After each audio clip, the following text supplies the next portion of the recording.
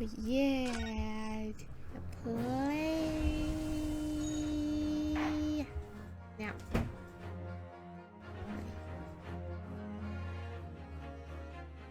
Can I not see this?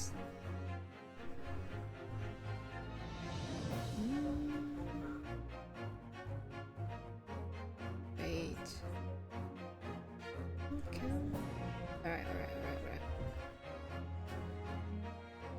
Now.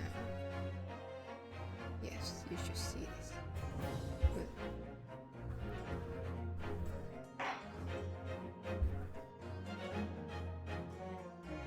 I kind of think today's a long day. Maybe because it's Monday. Not really. I want to say I'm not feeling happy today. So unhappy day, sad day always tends to be long. I go for a walk. I went for a walk before I stream, before I had dinner. I don't know, I feel better. Maybe I just don't like facing the people living with me. It's just kind of suffocating. And streaming allows me to like speak in the different language that I don't understand and cover my ears and immerse myself into the game. So yeah, it's kind of a method to relieve me. Okay. Witness, please state your names and occupations for the court.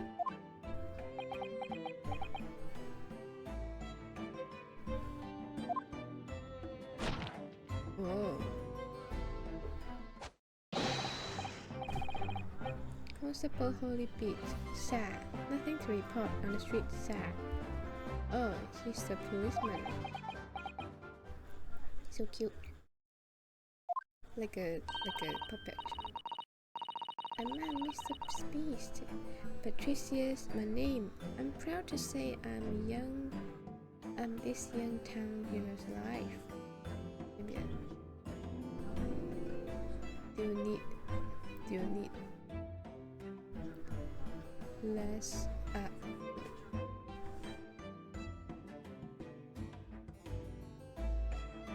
think it's fine, maybe. How about this? Yeah, I think it's really fine. Okay.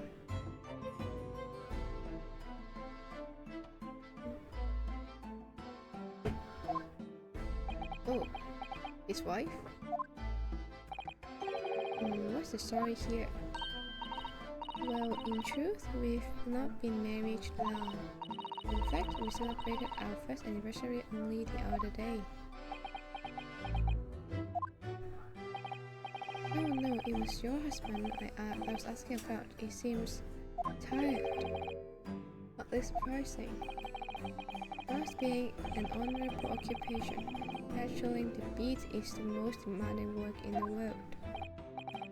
Oh, really? I'm sure I've heard them before actually.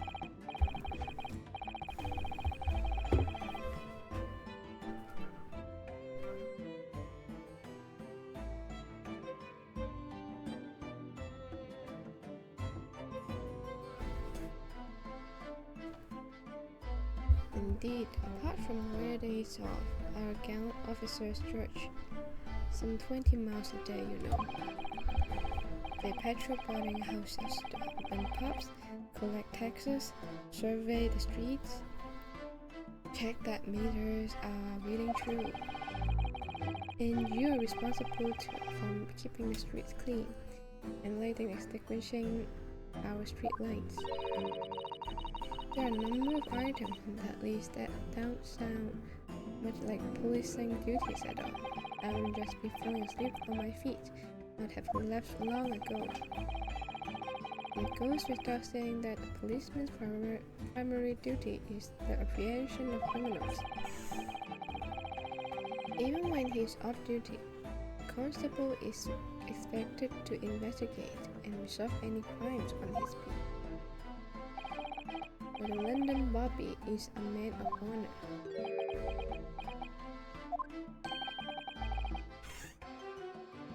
A man of slumber. On the day in question, this man and his wife were walking down Beriah Road in the opposite direction, and they witnessed the incident as it occurred. Is that not correct, Mr. and Mrs. Beats? That's right, sir. Isn't it Rolly? He's eating the strap of his coat. Constable Rolly Beats, sir. Nothing to report in street, sir. What a great witness he's going to be. Very good. I'd like to hear your formal testimonies now, please. You will tell the court exactly what you saw on the afternoon of the incident. Yes, sir.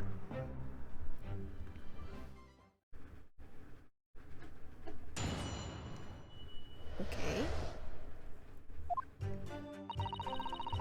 It was our wedding anniversary, and Rolly was taking me out for a meal. There was no time to change after work. Anyway, two silhouettes appeared out of the fog on the pavement in front of us. All of a sudden, one of them just collapsed on the floor. Then the other scattered something before running off. We ran straight over the course, and then went for help at a nearby police post. It's definitely that Japanese man in the dock. Rolly and I both saw him as clear as day. Well, it's extremely compelling testimony, I must say. Oh dear, this policeman and his wife are claiming to have positively identified Mr. Nazime at the scene. If their testimony is true, the alternative course of events that you established in a summation examination will be quashed. It's death now, in fact, because that alternative was never viable in the first place. What an unfortunate Beyonce. Beyonce? And on your wedding anniversary too. Oh, I know. But I still managed to go out for the evening with my man. I thank the Lord for that. Gosh, the life of a London Bobby sounds very hard indeed. However, this cross-examination will be over in minutes. You may well have time to rest this afternoon. What do you mean by that? I learned, friend. This witness saw the face of a man fleeing in the scene. They are testifying under oath that it's one without doubt and the accused, Mr. Sosaki Natsume. None of these witnesses is policemen, no less, so you appreciate the gravity of the situation, I'm sure. Except that the man's so tired, his wife has to do all the talking. Enough preamble. Counsel for the defense, commence the cross-examination, please. Yes, sir. Yes, my lord.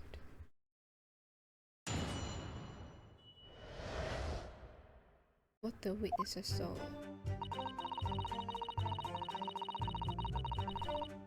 After work, no time to change. Hold it! No time to change after work, you say. Are you also a member of the police, Mr. Speeds? Oh no, certainly not. It's a job for strapping young men only. Women, children, and the elderly can't even apply.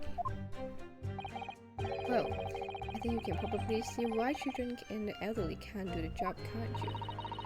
I think Rolly looks ever so handsome in his uniform. It's to shoot down the ground, doesn't it, darling?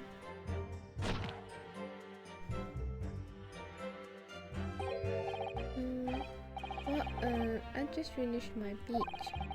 Ted and I were heading back to the station. I was actually planning on getting changed there.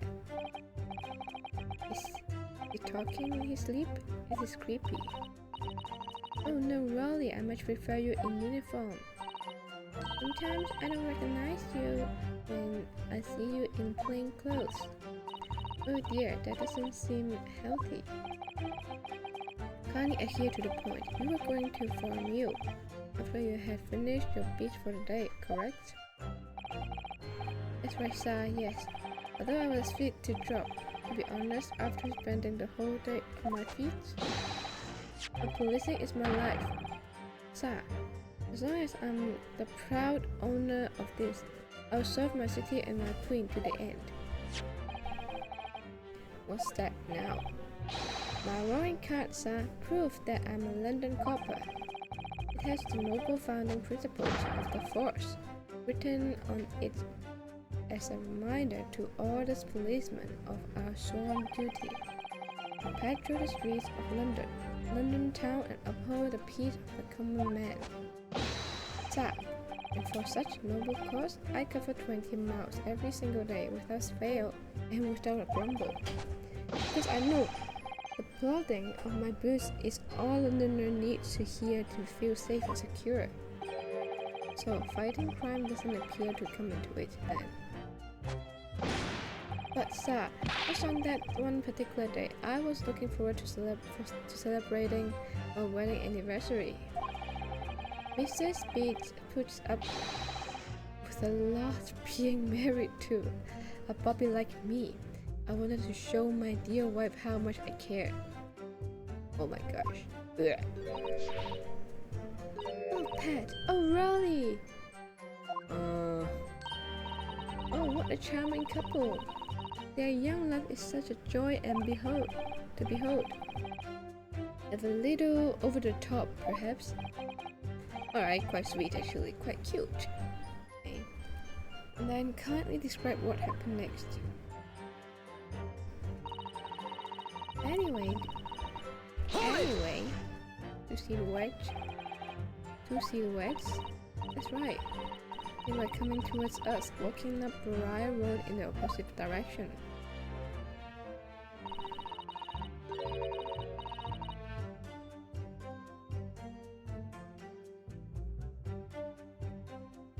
There was a rather plump figure, followed by a scrawny, thin-looking man.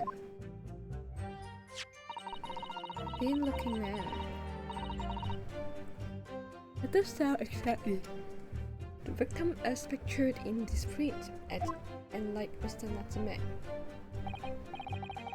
What? Yes, unfortunately it does. And you're certain that at that time there was nobody else nearby? Oh yes, quite certain. It was dark and there were street lights on Briar Road, you see? There was nobody else around at all. Isn't that right, my darling?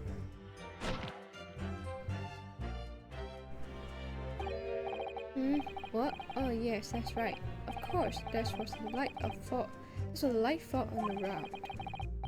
The Briar Road is dead straight, and you could see a fairly long way down the pavement. And then there's a street lighting as well. I didn't see any other pedestrians. Before sleep takes a firm hold, your answer please, Mr. Beat. Are you quite sure of what you've just said? Yes, sir. As a copper who spends all day every day keeping watch on the street, I swear to it, sir. As sure as my love for Patricia is true. Oh, Pat. Oh, really? They're still maintaining there was no one else around other than the victim and the attacker. It's starting to seem like that must be how it really happened. It's beginning to seem like there's nowhere to run. Well, that didn't stop Mr. Natsume, did he? He fled the scene all too convincingly.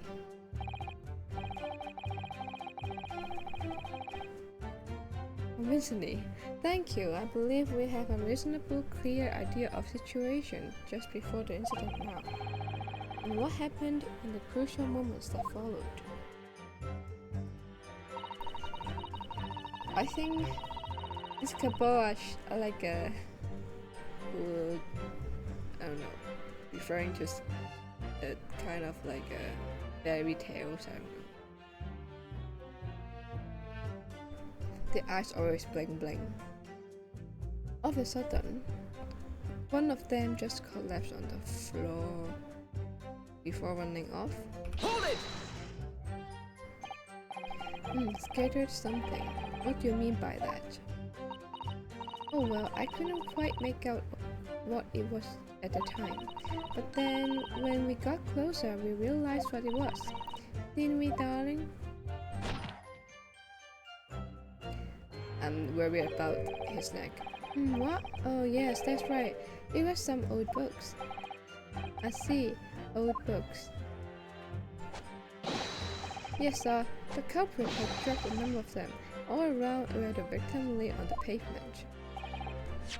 Indeed, as clearly pictured in photographic print.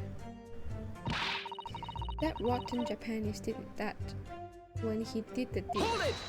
Rotten Japanese. Let's not forget that it remains to be established that the defendant was indeed the attacker. But we saw him. It was a man in the dark without question, sir. What is the other thinking? He's sleeping. The mustache, the hunched back, the cat-like eyes, the taut mouth, the snub nose, everything. Any more insults you want to throw in?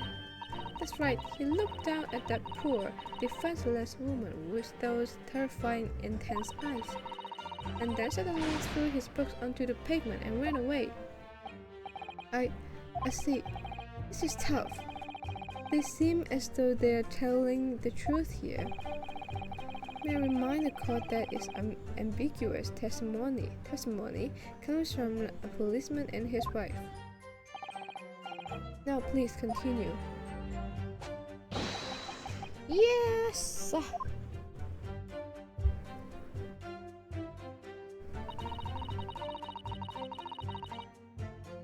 it! Was it your husband who went to fetch help? No, I went. I may not be a police officer myself, but I am proud. I'm the proud wife of one, after all. Isn't that right, my darling?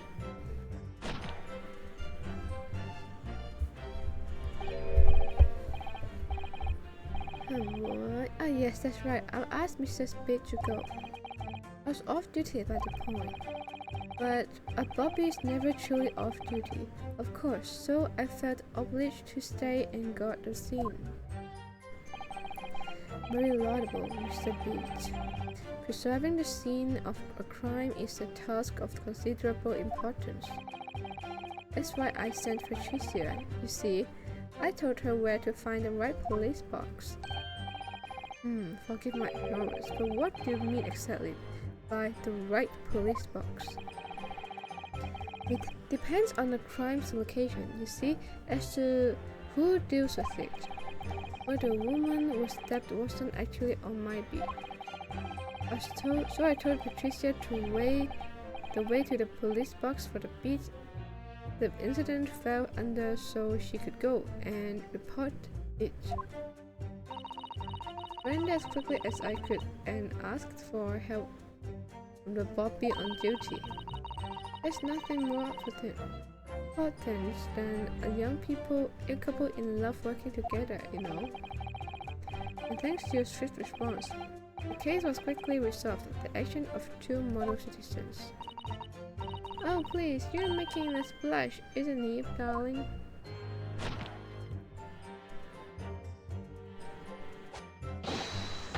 Yes, sir, what Patricia said, sir. Patricia said, sir. Let's move on, shall we?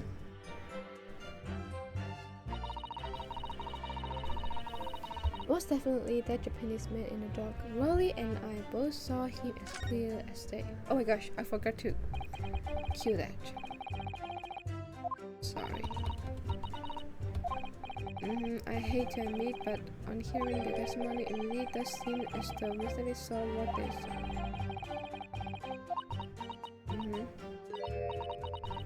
Yes, I feel the same. So if that's true, where does it leave us? The members jury sure to call guilty verdict after this testimony. Oh no. If Kazuma-sama were there, here, what are you trying to say? I think you try to find a contradiction. Oh, thank you. Yeah, contradiction. I am looking for it too. But if you could identify some part of the testimony appears contradict the fact, you might be able to discredit them. Yeah, okay. Alright, okay.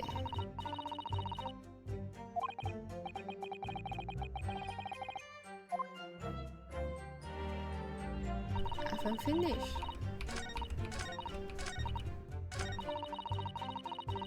Yeah. Hold it!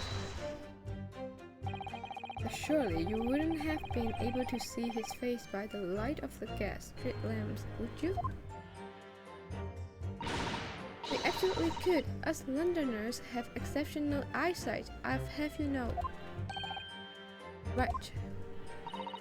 The light from the street lamps was more than enough.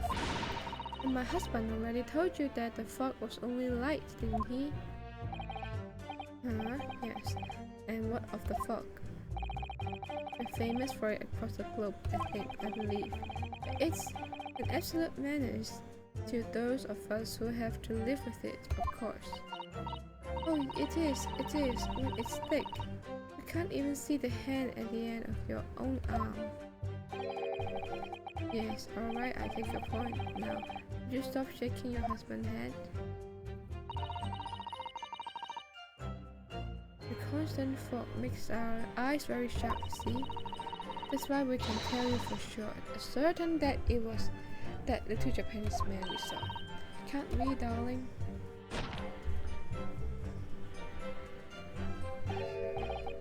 What?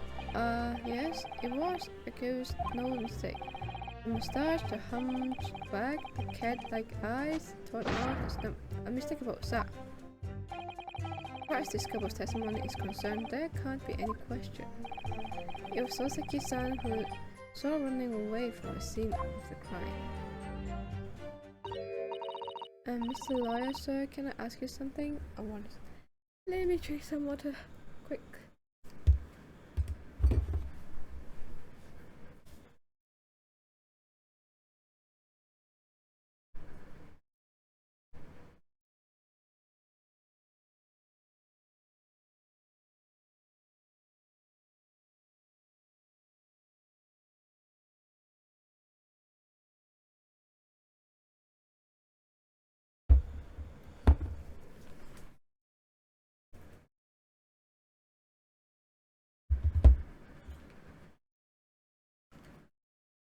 Okay, Mr. Lawyer, sir, can I ask you something?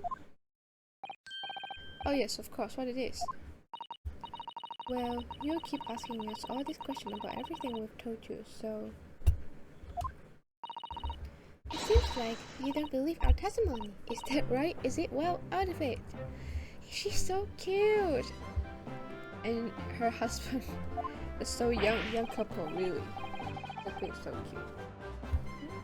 Like, her husband is her dolls. A little girl playing dolls. What? No. Oh no, it's really not at all.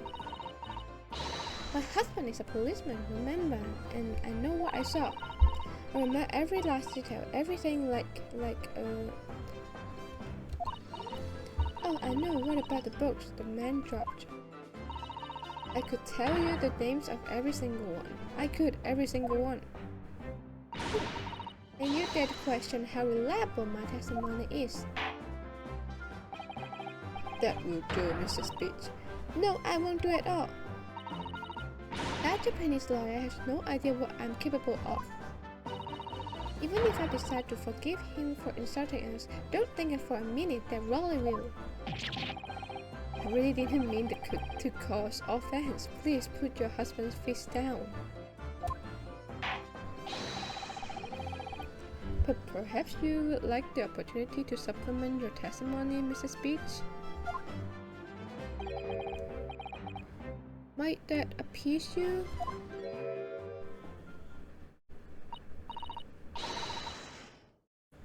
Oh, thank you, my lord. That would settle things nicely. Wouldn't it, darling?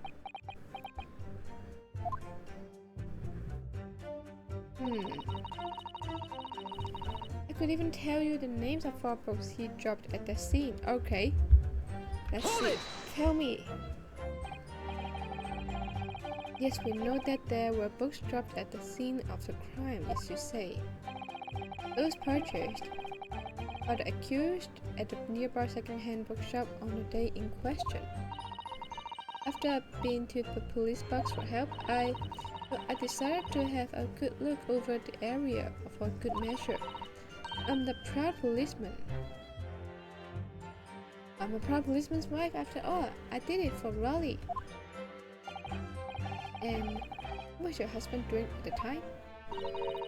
Oh, he's lying face down in the snow, getting more well-deserved rest. He worked ever so hard, you know, ever so hard, don't you, my darling? Interesting way of guarding the scene of the crime. Well, Mr. Speech, seeing as you've regard the court with tales of your powers of recollection, would you please be so kind as to recount the titles of the books you observed of the scene? I'll be happy to. Now, are you all listening?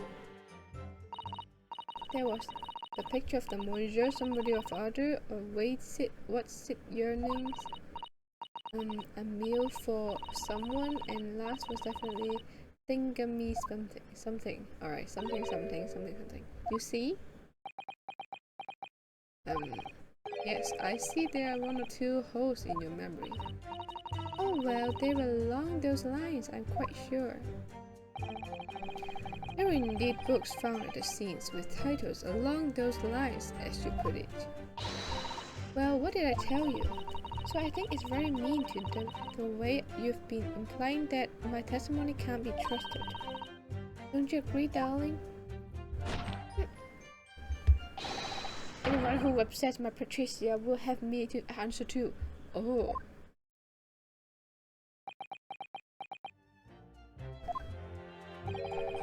Terrifying. Yes, she really is. Alright. So that's it, that's all? No, it's not all. Oh gosh, that's not all. I don't want to go through again the conversation, please.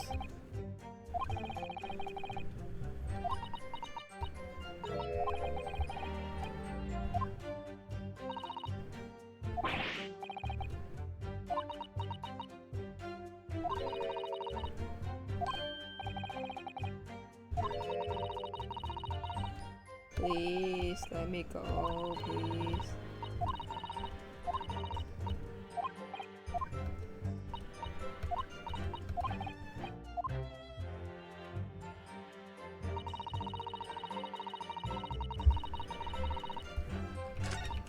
I remember it's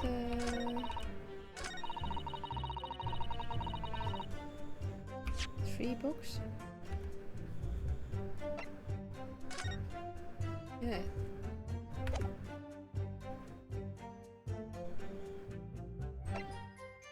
Four books? Only 3, sir. There are only 3, Patricia, you liar. Objection! So, you're saying that there were 4 books? That's right, I remember all of them. Okay.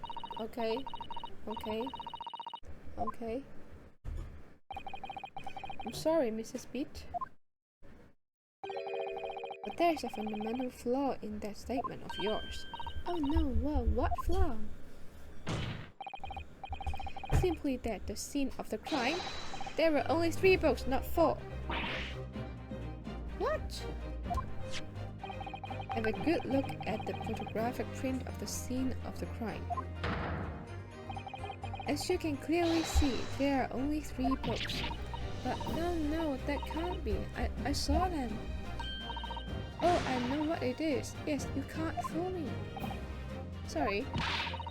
It's that big old lump of the dead body. The lady's so large, her corpse is blocking the view of the 4th book. That's all. Let's at least try to remember that the poor woman isn't dead, even if we're insulting her size. D-I-D-I, beep boo beep boo beep boo beep boo. No, I'm sorry, it's a speech. But Mr. Natsume could not possibly have dropped the 4 books you described. Why not? Fascinating. And from your assured tone, something you can readily substantiate with evidence, I presume.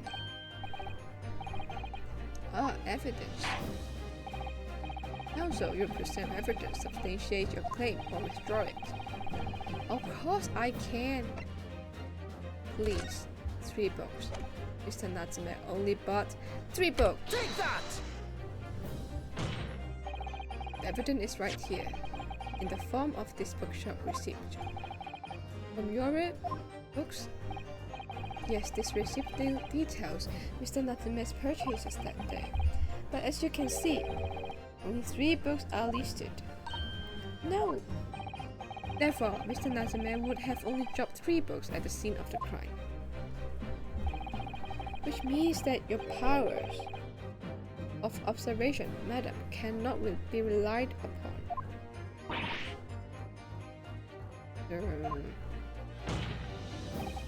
So it cannot be denied that though you say it was the defendant you saw, you could very well be mistaken.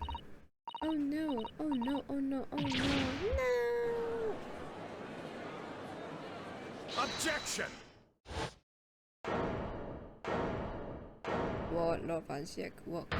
What? It's plainly evident that it is your powers of deduction that cannot be relied upon, my learned Nipponese friend. What cannot be denied is that these 2 witnesses saw the accused running from the scene, a fact that you know very well. You have no hope of disproving. Huh? So you've striven to avert attention from that by dint of some inconsequential discrepancies. Would that be fair? He sees right through me. But your plan has somewhat recoiled against you. What are you talking about? It's quite simple. Let me explain with a toast. To the policeman's wife, and her entirely accurate testimony in every respect. Oh! You see, the matter is not up for debate. At the scene on Garai Road, a total of 4 books were mostly definitely found. But what about the photographic print? It only shows 3 books. Quite right, only 3 can be seen in that print. That print, you mean to say? Allow me to present another. One that shows the victim's hand. You have another photo escaping? I don't believe it. It's the 4th book, as you observe. The 4th book was hidden from view in the original, printed by the victim's torso. No. Why don't you show the picture in the beginning? That's so unfair. Or the... There, you see? Look at that. Look. Yes. It's just like I said, isn't it, my darling? Yes, sir. Patricia is always right, sir. Then study the receipts for the books purchased by the accused on that day in question. Mrs. Beach, the titles once again, if you please.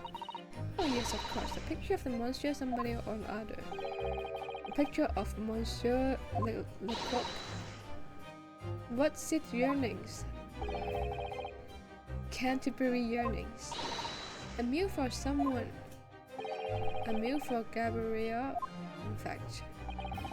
As the court has just heard, the witness remembers the book's titles flawlessly, save for a few minor details. It doesn't mean flawlessly. You know what is the meaning of flawlessly, huh? Mr. Speed's powers of recollection can only be described as exceptional. Did you hear that, Rolly? The gentleman paid me a compliment. Yes, sir, flawless, sir. Patricia is flawless. But there are only 3 books on the receipt, and Mr. Beast mentioned 4. There's nothing surprising about that. Clearly, the 4th book is that which is shown in the photographic print. I'm so sorry, Counsel, but does that not seem odd?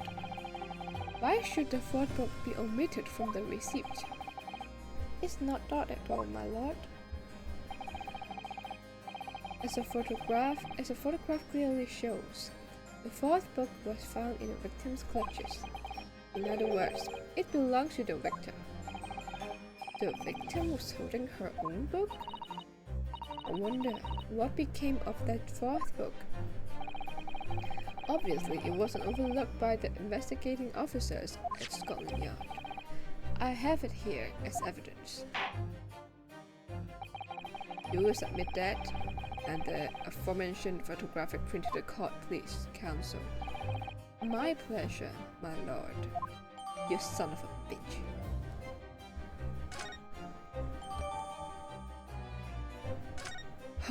Keeping so many evidence. The prosecution rests. I have nothing further to add. What? You seem surprised, my learned friend, but your resistance until now has been in vain. Entertaining, yes, but futile.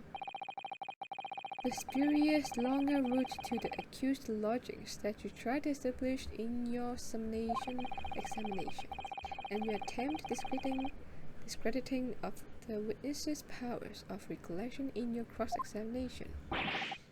Futile, I walked right into this, I did not. You see? Everything we've said is right. Isn't that right, my darling? Yes, Pat. Marry me, Pat. What happened?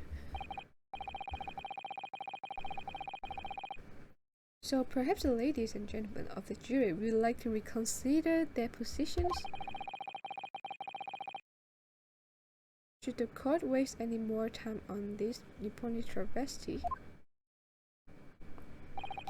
Or is the decision you have to make all too apparent already? Stop manipulating my juror! This trial has run its course. Mr. Naruhodo, I'm afraid we are in a terribly precautious position. I know, but if I fight back in the wrong way, now I could very well just make matters worse. Think. Safe.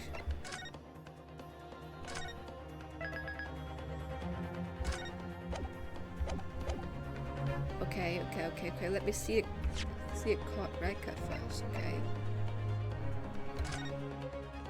okay? Nothing.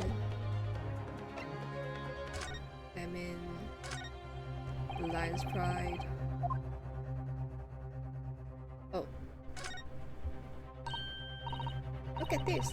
The book has been badly burnt. You're right. You'll never be able to read it in this state, especially the later pages. What a terrible waste. Judging from the scorched edges of the paper, I think the damage must have been occurred very recently. A book recently damaged by a fire.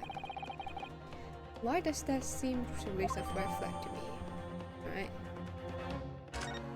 Badly burnt. That's all? Yeah. Wait. Raise an objection, of course. Objection! I'm not done yet. No, my learned friend, it's over. That last cross-examination was your final chance. You failed. The die has been cast, then there is no more room for debate. Why are you deciding my fate? Well, it might be over as far as you're concerned, but... I can't think of what to say.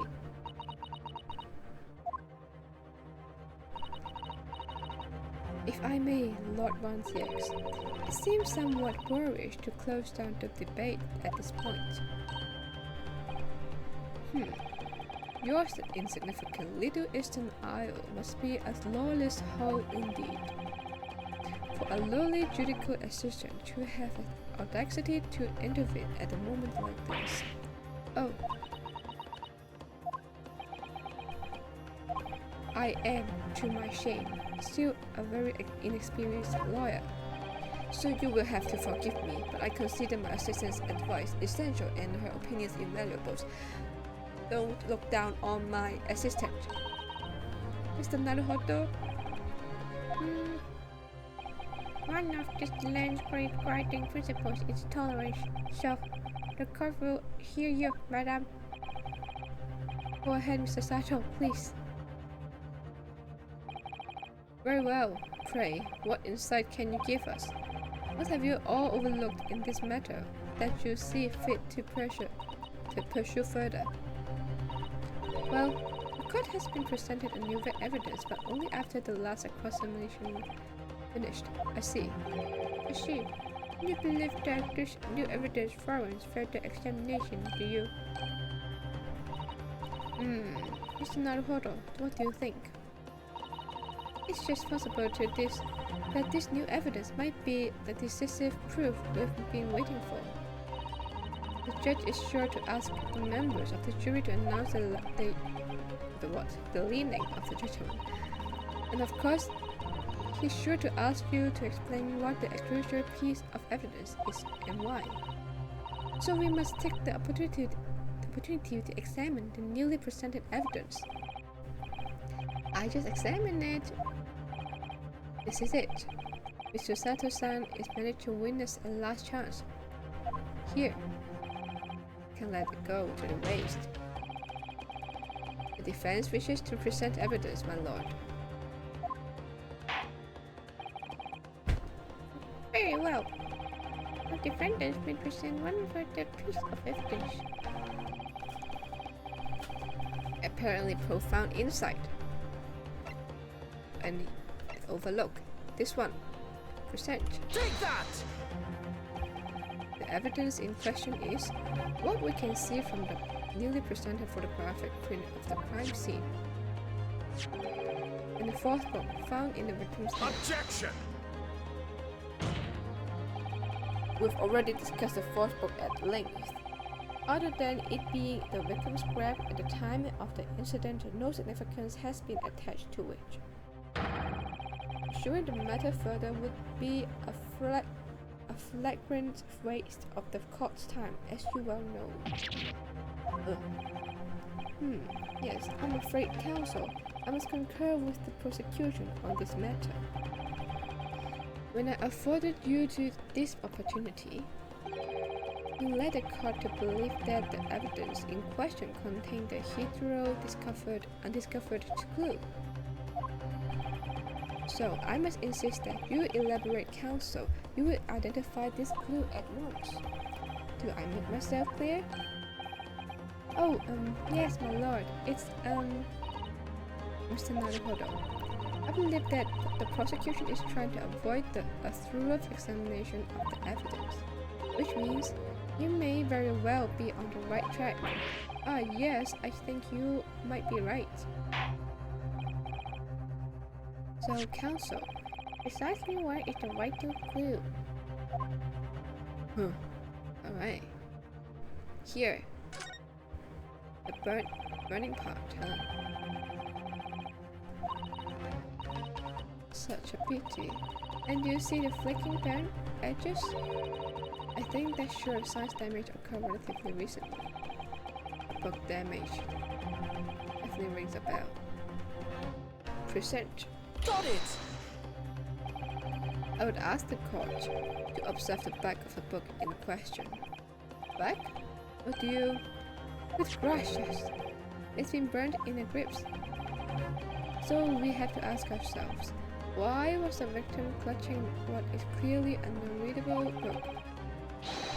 It's undeniably, an extremely unnatural thing for her to have been doing. Objection! Unnatural, you say. And what of it, my Nipponese friend? Oh. Well, I do to concede the point. If it bears no relation to the case, there's nothing to discuss. And should you wish to assert that this fire damage is some vague clue as to what happened that day? Pray, you enlighten us all. What truth does this charred book hide? The truth, the charred book. There's just one possibility here, which I can't quite bring myself to rule out. It's an outside chance, certainly, but worth a try. Wait, what? I don't know. I haven't... Okay, alright, I'll explain my theory. Don't keep us waiting any longer then, Counsel. Explain... The fire? I know! Is it, damage this sorry Tom has suffered?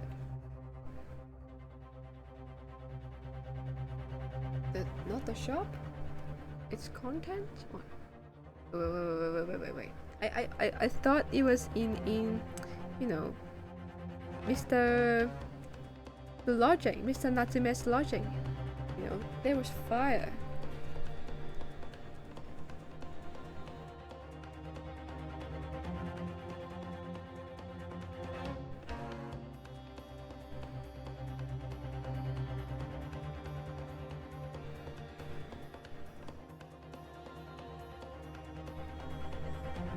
Oh my god, let me save first. I'm sorry. I almost forgot.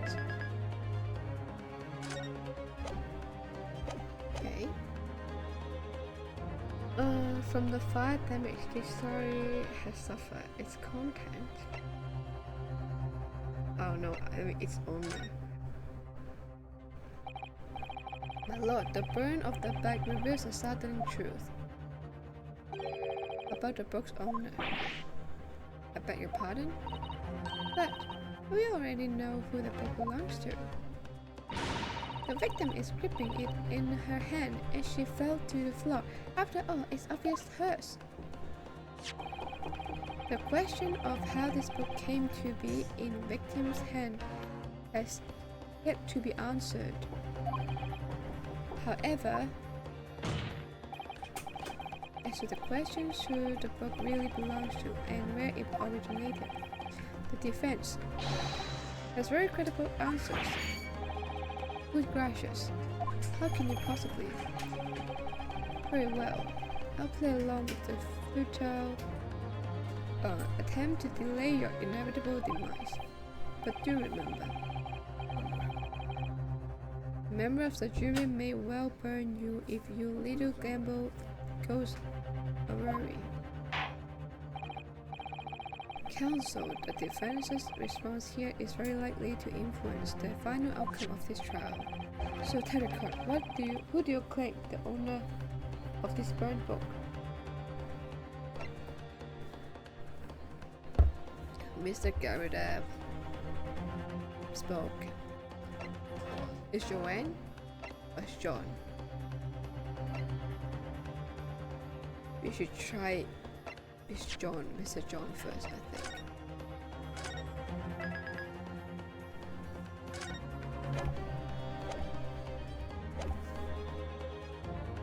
John. Oh wait, we should guess Joanne first. Take that! Because she's a juror.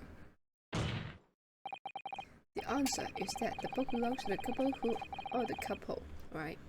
The couple who own the house where the defendant has these lodgings. A certain Mr. and Mrs. Garrett, the landlords?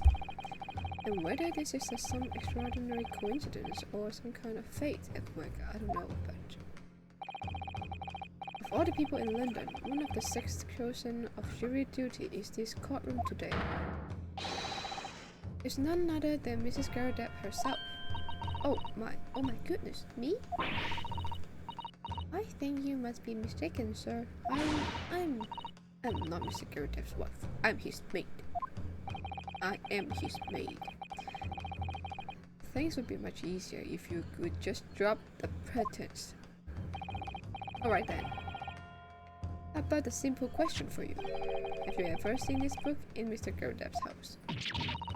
I would never presume to know of the books he'll keep, sir. Objection!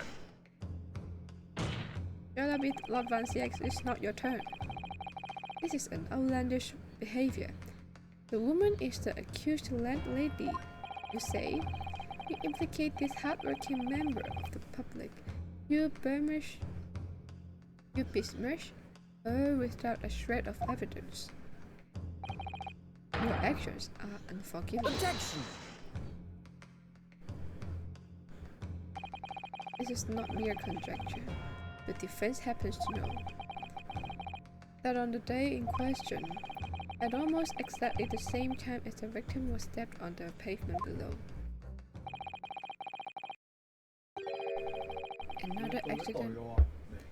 another incident was taking place in the room on the top floor of Mr. and Mrs. Garrett's house. Oh, by the way, my family is back, haha. Good lord, what sort of incident, counsel? Fire, my lord. Afraid to say it was. Happened in a blinking of an eye, you know. The whole place filled in with smoke. Couldn't see a bally thing. Didn't take long for a fire to spread, of course, but the bally furniture started going up as well. Worst of it is, I lost my favorite book called A Lion's Pride. Oh, Mr. Garrett thought it is lost. So, he lost them. Is Joanne stole it? I don't know what happened. The very same title. That's the subject of this debate. Oh, Objection!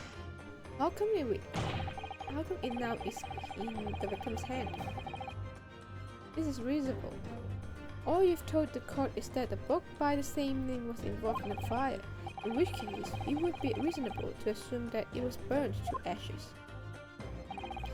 And entirely reasonable to infer that it magically removed itself to the scene of the crime.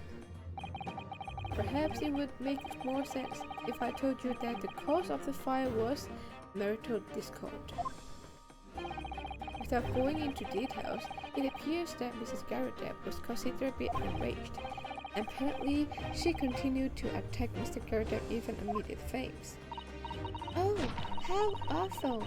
I can't even imagine being horrid to the one you love. Can you, Raleigh? Absolutely not, sir. My Patricia would never raise a finger against me, sir. See the young couple and the old couple. The comparison. Had all my favorite old novels in that case. But as soon as the fire got hold of them, that was it. Whoosh, up in smoke. Then the wife started hurling things at me. There was I back up against the window under heavy enemy fire. Incendiary books incoming 10 to the dozen. The man has a back up against the window and he had burning books thrown at him? Goodness gracious. Are you suggesting that the book was thrown through the window and landed coincidentally at the scene of the crime? Objection! What?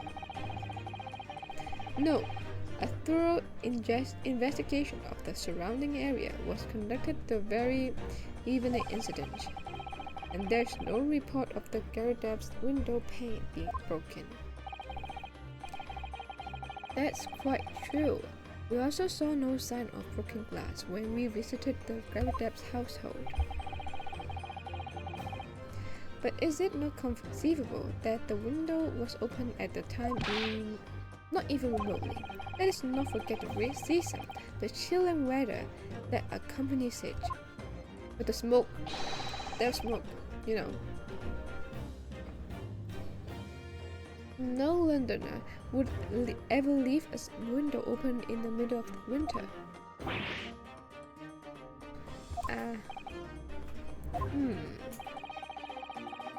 Does the defense postulate this scenario in all seriousness, counsel? Do you earnestly claim that the book found at the scene was a flaming projectile thrown by Mr. Garrodeb's wife? I believe it's a possibility, my lord.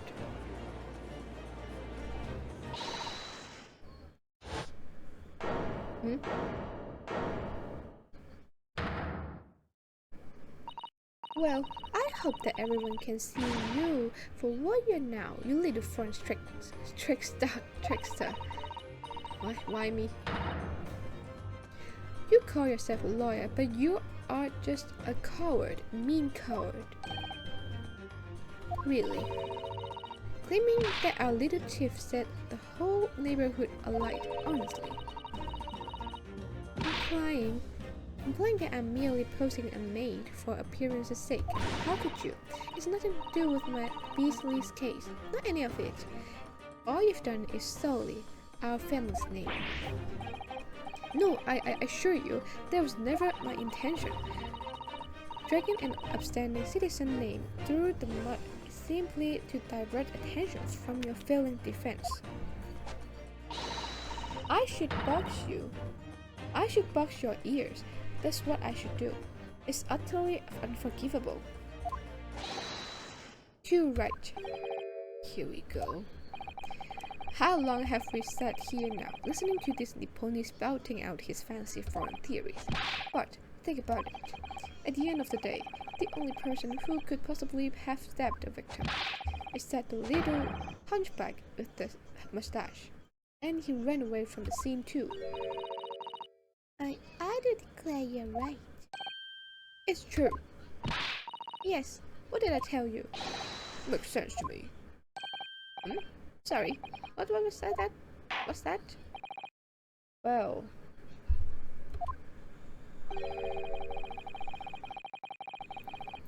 If it will appear that the ladies and gentlemen of the jury are once again in full agreement. What is your position, Lord Van Ziek? Let's some wine first. In truth, my lord, I feel these have been unnecessarily protracted proceedings. But then, one must always exercise patience in order to savor the best vintage. No, wait. The mystery of the fourth book is still has what? He's like if books are your predilection, my learned friend, study them on your own time. I wanna kill you, Van Ziek. What? No forgive the discourtesy this time? In that case, ladies and gentlemen of the jury, we will now state your individual decisions regarding the defendant's culpability of the court to hear. Guilty! Guilty. Guilty! Guilty. Guilty! Guilty! Huh? What happened? Why? Did I failed? That's it? That's all? Thank you for the ambiguous response. That's twice now. It's over. Mr. Naruhodo, don't give up. Mr. Sato, if you've forgotten, the battle isn't over yet. You're not suggesting? Of course, the defense has the right to another summation examination at this point. You could still convince the jurors to change their minds. You have the one more chance. God, my lord, the defense asks to exercise its right to a summation examination. You You believe you still have tricks up your sleeve. I don't intend to trick anybody. I intend to uncover the truth. This is no time to downcast. As long as there's a chance, I have to stay strong and determined. Again.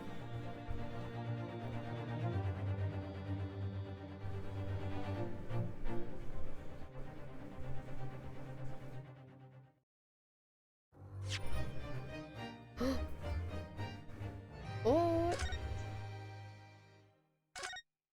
this is part one only.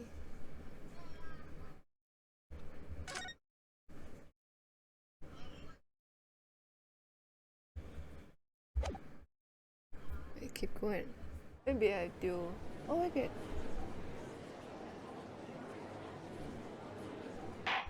Yeah, I think I can do half an hour more, you know. My voice still able to be. Yeah, I can do it. I can do it. I've considered the defense counsel's request for a further summation examination of the jury. And I've determined that the court must uphold the defense's judicial right to this procedure. So, counsel, you will now proceed with your second summation examination. I presume the jury is ready, Mr. Foreman. You are, my lord. Very good. In that case, I must ask each of you now to state clearly and concisely for the court the grounds on which you find the defendant guilty of this crime.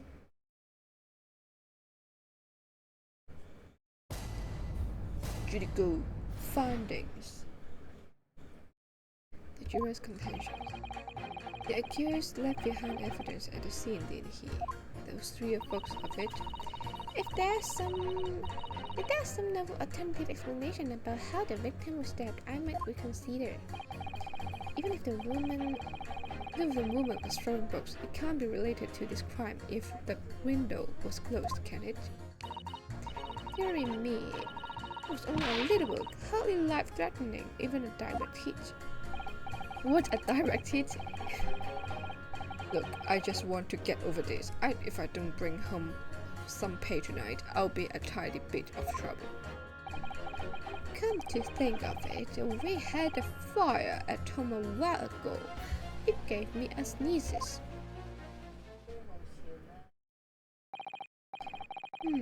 Yes.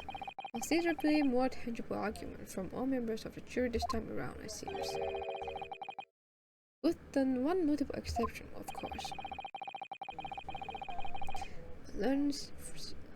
My learned student friend was unable to find fault in the previous witness testimony.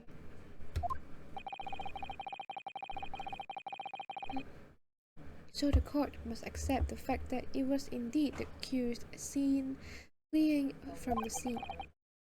And moreover, no one else was even at the scene to commit the crime. Well, if the eyewitnesses are correct, it would seem as if the conclusion is somewhat set in stone. I fail to see how it can be argued any other way. That means I'm afraid that during the summation examination, it's essential that you establish some other tangible explanation for the facts. But how? What would even constitute a tangible explanation here? Isn't it obvious? Who stabbed the woman and how? Those 2 details are all you need to provide. Simply give us a name and a method by which the attack was conducted. And they was thinking that this might be hard. But Mr. Naruhodo, you have to do it, otherwise this really will be where the trial ends. No pressure then. That's quite enough, Primable. Proceed with the summation examination, please. I presume you are prepared, counsel. Oh yes, my lord. Alright, Ryunosuke, focus your mind now. Clearly, the key to the summation examination is going to be juror number 4, the maid, or should I say, Mrs. Garida. We have a book that disappeared from Mr. Garrett's house on the evening of the incident, and the fourth book found in the victim's hand. There must be a way to link to the two. Yes, that's what we have to find. Using every technique I've learned in my short career so far, whatever it takes. Don't forget to keep an eye on Mrs. Garrett and how she reacts, even to the things other people say.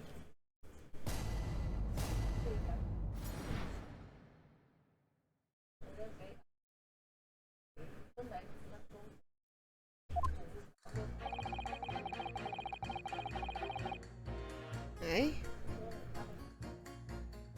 Hold it! Does she know how? There were 4 books, not 3. Well, what difference does it make? There's every possibility that the 4th book in fact belongs to the defendant's landlord. Yes, that's the part I have a problem with. Sorry. Well, at the point the woman was stabbed, this landlord fellow was at home, wasn't he?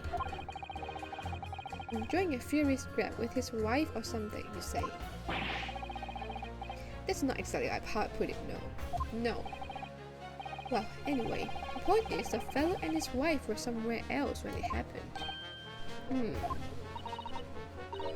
I think that's what you call a strong alibi.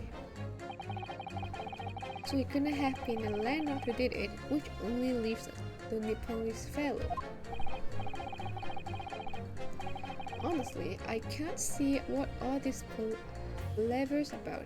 It's a done deal, isn't it? I suppose it is, since I've nothing witty left to say.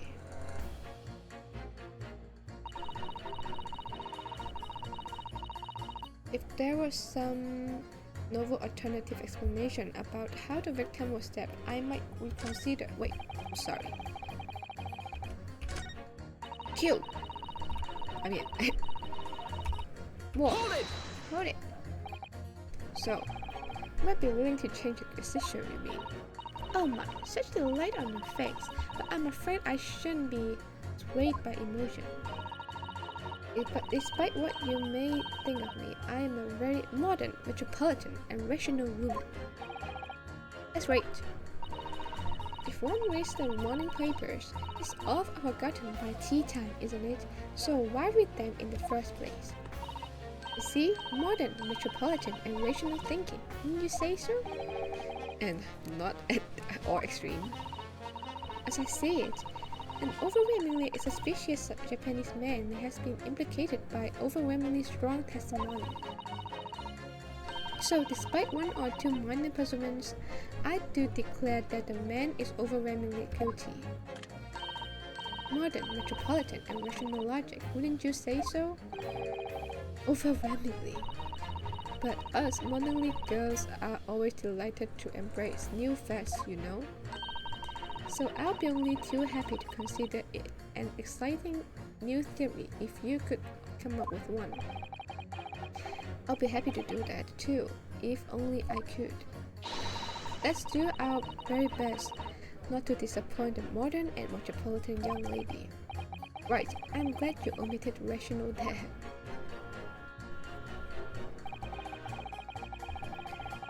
No clear, Hold it!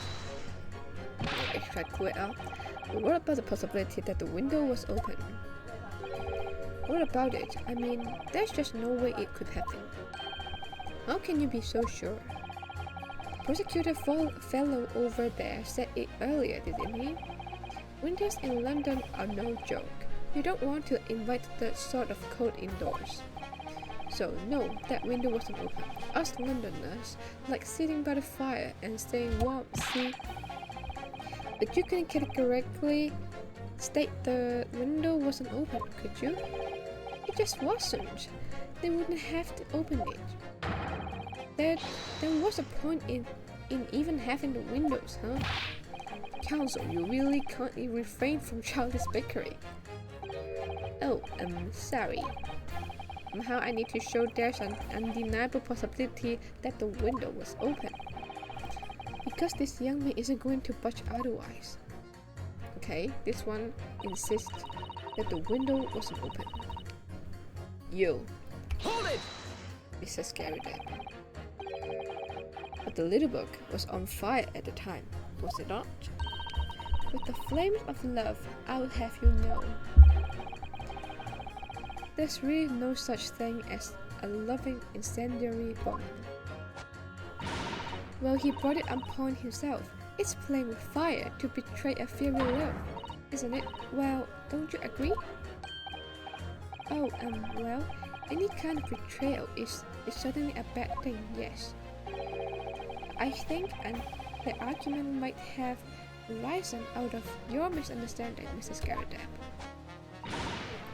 Never you mind that. The point is, we were just having a jovial little dispute, nothing more. And I won't have any more of these suggestions that it was any other whatsoever to do with this crime. Right, well, we'll see about that, but what about your juror number 5? It doesn't seem to be turning a chair at Mrs. Garrett that relentless outlaw's. It's almost as though he used to it. What a gentle soul he is.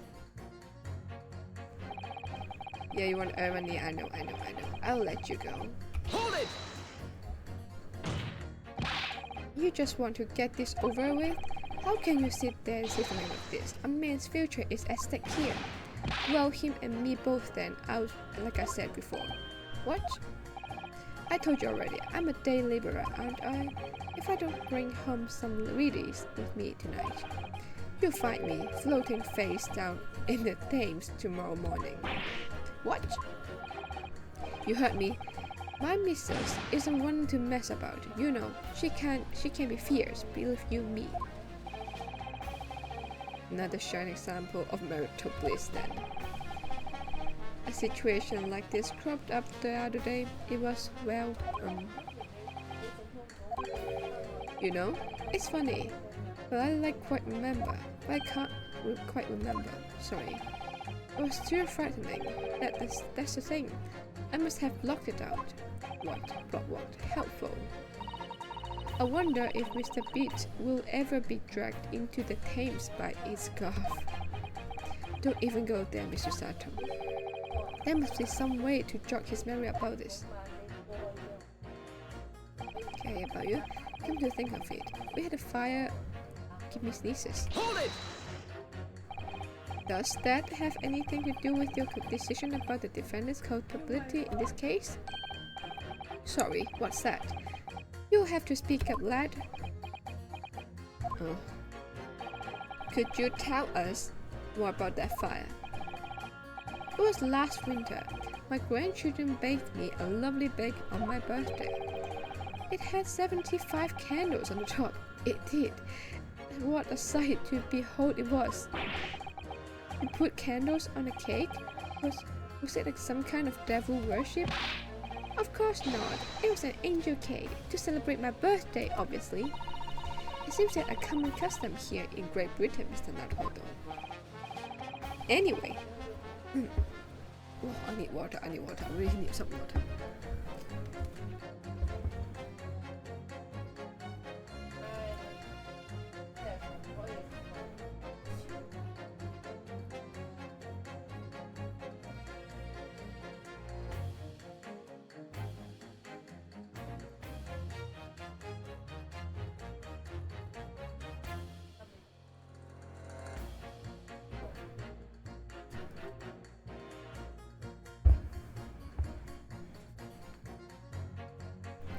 Anyway, I mustered all my puff to blow them out.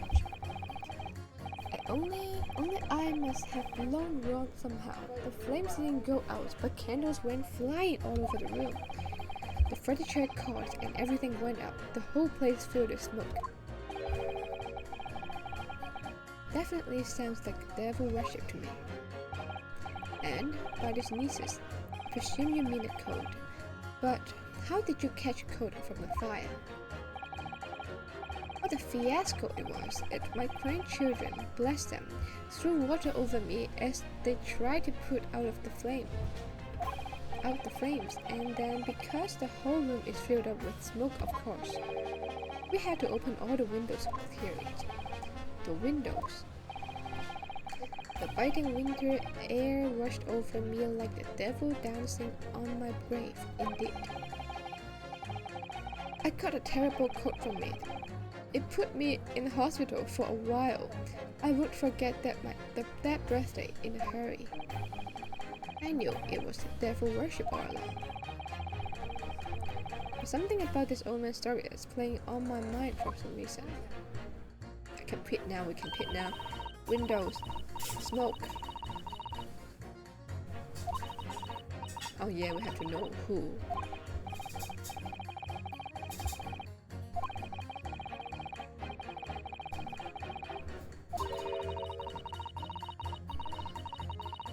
Yeah, of course, I know I have to pick them.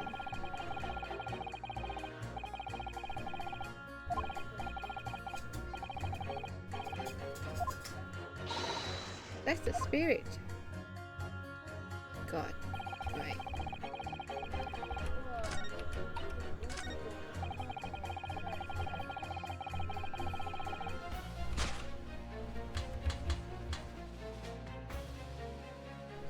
Hey. Objection! These two juror statements clearly contradict to one another. They do? Exactly, counsel. Don't point at me again, I told you it wasn't me. What's that you say? Speak up, lad. Speak up. Rule number 3, do you see? Oh, me? See what, sir? Did you hear juror number 6 account of his birthday celebrations last year? It seems despite being a Londoner, he once opened his windows in the middle of winter. Well, yes, of course, because it's an emergency. I mean, obviously, if the room was filled with smoke from the fire, then you'd be mad not to open the... Oh, exactly. On the day in question, at the time of the incident, there was a fire in the Gerdepp household. And Mr. Gerdepp had the following to say about it. The whole place filled with smoke. Oh my! Oh my head. What's going wrong with you? Why are you drinking a lot of tea? Excuse me! Juror number 4, do you have something to say about that? Mrs. Gerdepp. Oh dear me. What is the meaning of this? How dare you simply that I'm hiding who I really am? It's imperative that you confirm something for the court. So please, it's time to drop the pretense now. Well, what is it? When the fire started in your house that day, did you or your husband open the window? What? I beg your pardon? What are you insinuating? The room would have been thick with smoke after the carpet and bookcase caught fire as they did. In a situation like that, it's conceivable that you wouldn't have opened the window. And what if we did? Oh, alright then. Yes, you're right. My husband was frantically trying to open the window, which can't be easy, since I continue to give him a justly deserved poke battering, even though your house was on fire. Oh no, you never stop throwing until the anger subsides. It would be terribly bad for the nurse to do otherwise. Of course you should have realized. That's a significant step forward, Mr. Monaco. You've managed to establish that the window was open. We simply must have that added to Mrs. Gerdepp's formal statement. Right? Now you mentioned it, yes, the window was open at the time and I've clean forgotten, but it's true. Right? Hold it! You going to explain it, Mr. Gerdepp? The fourth book found at the scene of the crime shows very obvious signs of fire damage. And the title of the book is The Lion's Pride. The same title, in fact, as the book that Mr. Gerdepp told us he had been reading. Well, I really couldn't say. On the day in question, did you or did you not throw at your husband the copy of the lunch part that he had been reading? I did. It was the first thing I could lay my hands on, and I hurled it straight at him. And now you come to mention it, yes. He was rather enjoying reading it, you're right. Why did you not reveal this information to the court from the outlet? Because I couldn't, you insolent little man, I didn't remember. At times like that, you pick up and throw whatever you can lay your hands on, and well, you know. I really don't. I barely noticed I was throwing a book. What? Much less the title of it. What's wrong with you? Why you look like this? Excuse me. What is it? Juror number 5. You know something? I've remembered what it was. That memory I blocked out. Huh? I was listening to what this granny was saying. Brought it all flooding back. Who are you calling a granny, you cheeky devil? I'm Mrs. Garrett, or the maid. I'll have you know. The man doesn't even flinch. Please tell me that's not because he's so used to being hit all the time. It was about 2 weeks ago now. I just got back home after work I put my hand in my pocket for the wages I just earned that day, and I nearly died. There was a hole. Every last penny had dropped out. Oh dear, what a disaster. You haven't heard half of it, boy. Oh. The wife was cutting up some chicken at the time. I could hardly get words out, but I told her straight, I've lost a day's wages, love. Next thing I knew, the blade was whistling past my ears. Stuck into the wall next to me, it did, about an inch deep. No words, just terror.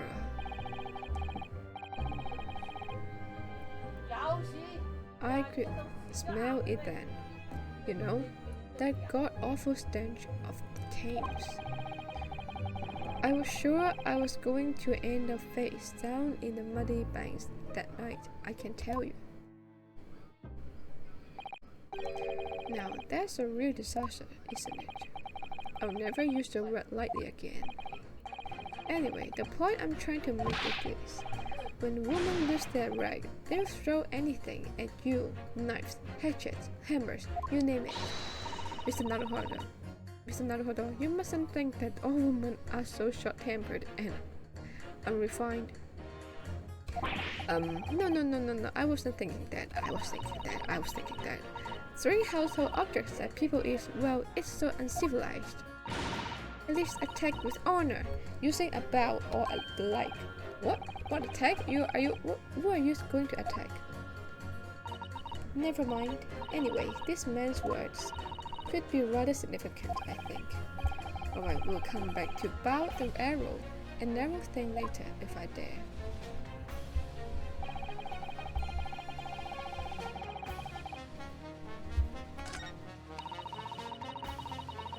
Alright.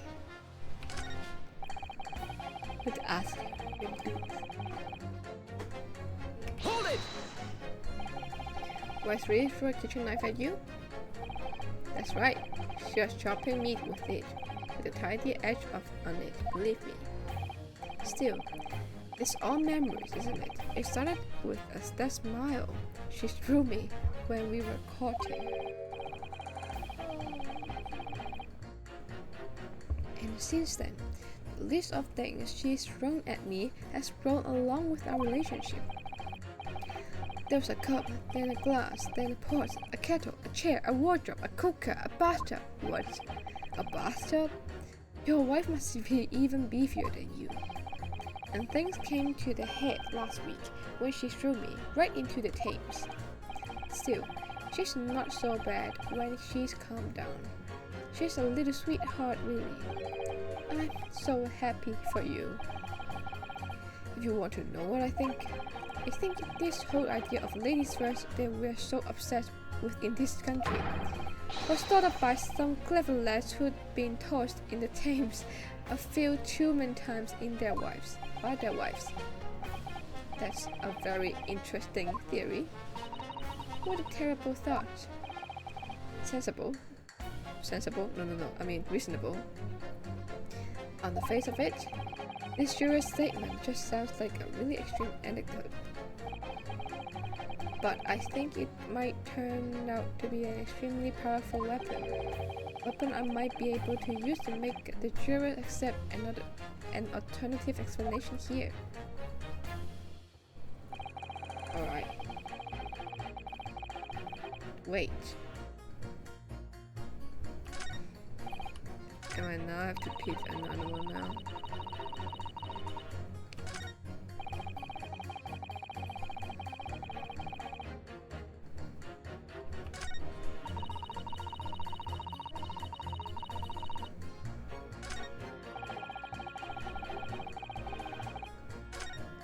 Wait, I have to think which two. Now, which two?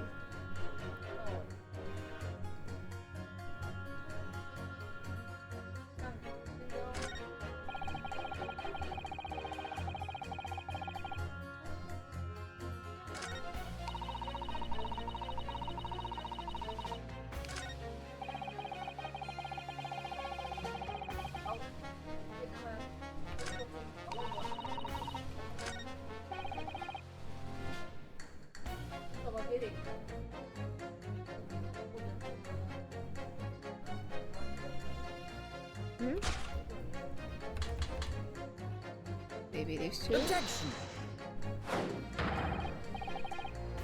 But they're not contradict. Oh gosh. Sorry, but former jury I have to object. That's complete nonsense. Oh shit. What? I'm a banker, don't forget, an educated man. And there's no contradiction as far as I can see. Oh yeah, contradiction. I'm lost. I thought, yeah. I'm giving like linkage or connection. It's very important to listen carefully to every juror, Mr. Naruhodo. They can decide contradiction.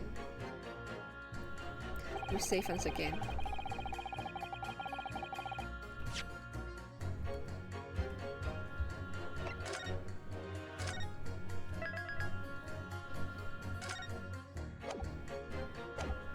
Contradiction.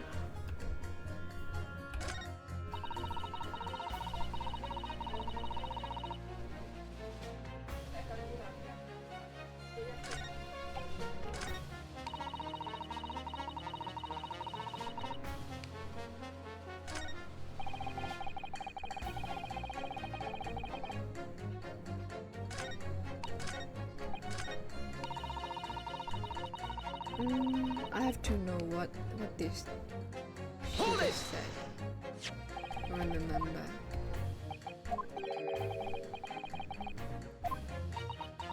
Same title. Well, didn't say. Oh, so difficult this one. Now they question, did you throw the book? ... I did. First thing I could lay my hands on. Come to mention it, yes. He did throw. Just rather enjoying reading it, you're right. Why did you not read it from the outset?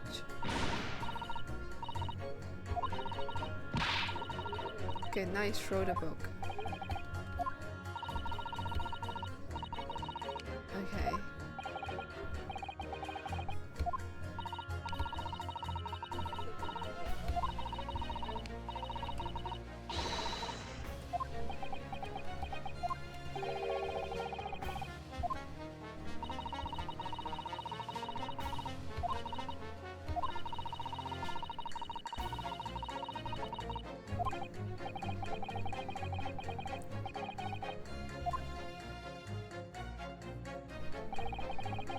Okay, so he threw the book outside.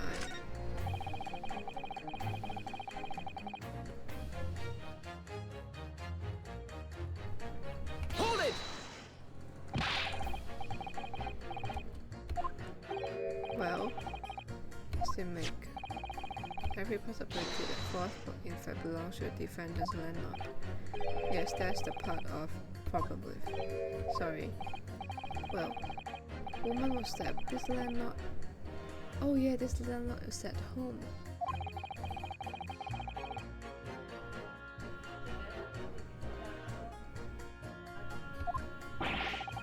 And then he throw thing.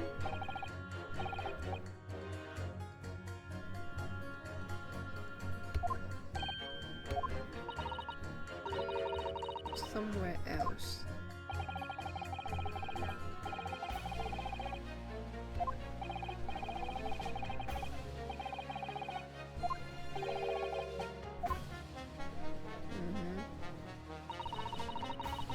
It was more time.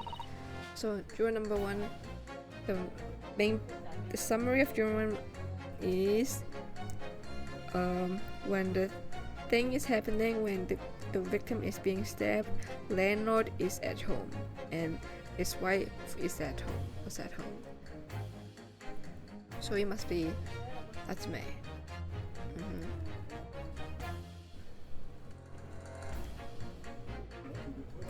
Now just think if they need to grab the book back, kind of, so they go outside the lodge. I don't know, the lodging. Oh my, such delay on your face. Wait.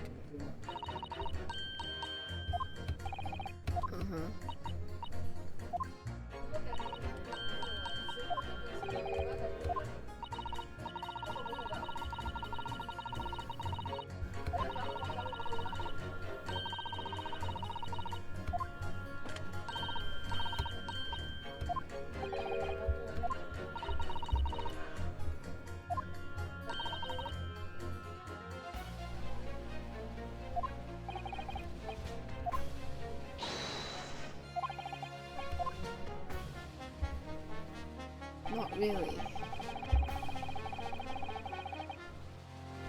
Hold it! So, juror 2 just asked us to give a new theory. At the point where the victim was attacked at Brown Road, we know there was a small house fire in Garrett Depp household opposite the street. Well, yes, it certainly seems that way. And on account of what I imagine they would have the window open. We also know Mrs. Garrett Depp was throwing flaming books at her husband. Her husband was backed into a corner by the window due to his wife's frenzied attack. Yes, that's right. So there's definitely a chance that both books could have flown past the man out of the window. Only what? Yeah, I can't really see how it could have gone all the way over to the other side of the road. That's all. Huh? So I don't really see how can I change my decision, really. Oh, I see. That wasn't enough? What's it going to take to persuade these people?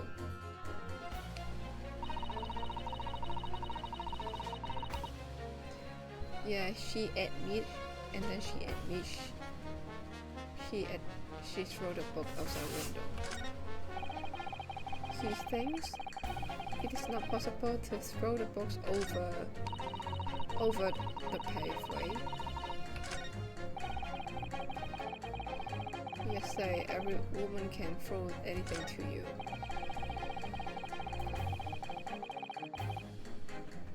Hold it! Did you change your statement from before?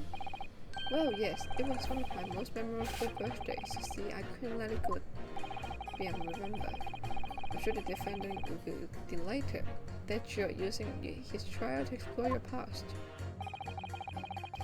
And how that memory related to this case exactly? Sorry, what's that? You have to speak up, I'm afraid. Never mind. He's as deaf as a post when he wants to be. But actually, this Solomon's anecdote might just provide some alternative explanation I need to make my point to some of the other jurors. Really? We used unlit candles on my birthday this year. It's safer that way.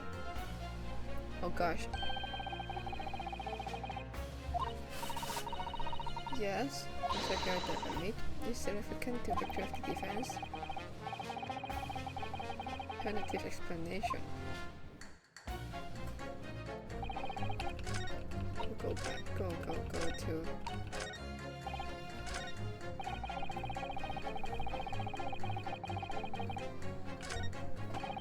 Now everyone is saying open the window.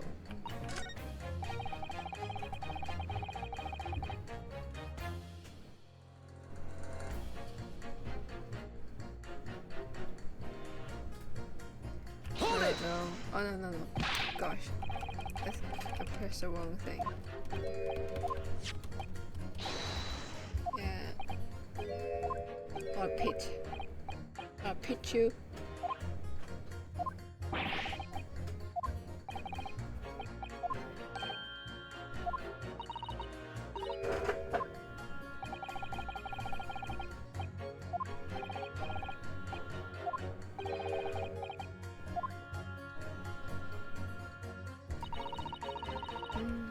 But to be honest, I'm not so sure about this.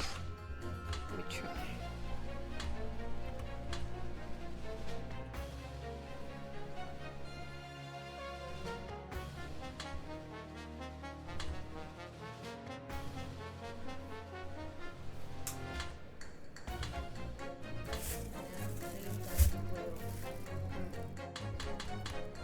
I think. Wait.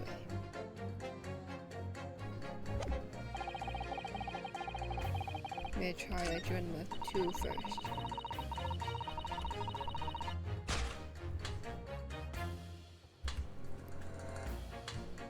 Objection! Hold it! Oh no, it's not contract. Awesome. God.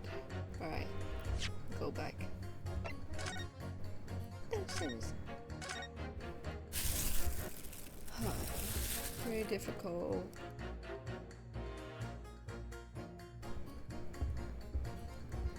Contract. It's true. You throw.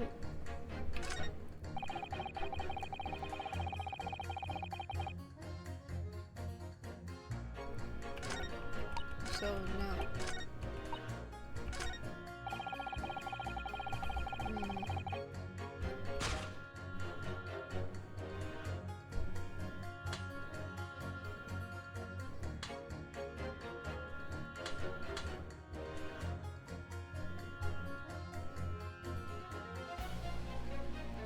Oh wait. So also the knife. The knife is thrown by the Mr. Scaredab. I don't know, let's try first. Objection! Hold it! What? What is wrong again? Wait, impossible. Impossible.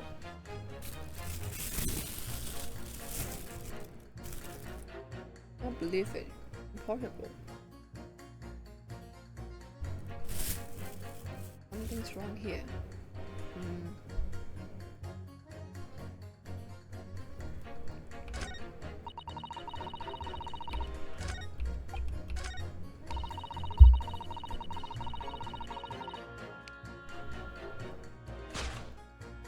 Let's think.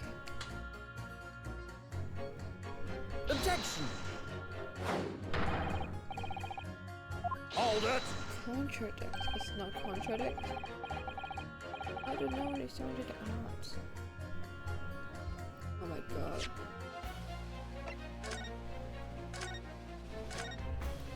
Oh my god.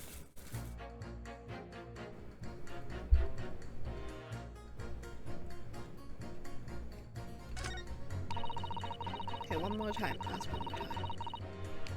Hold it!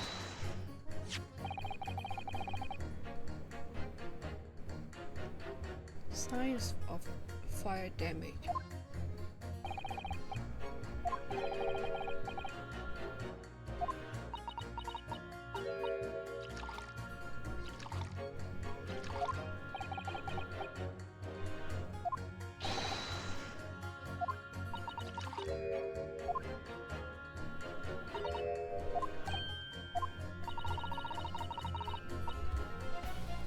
Where's the contradiction? Hmm?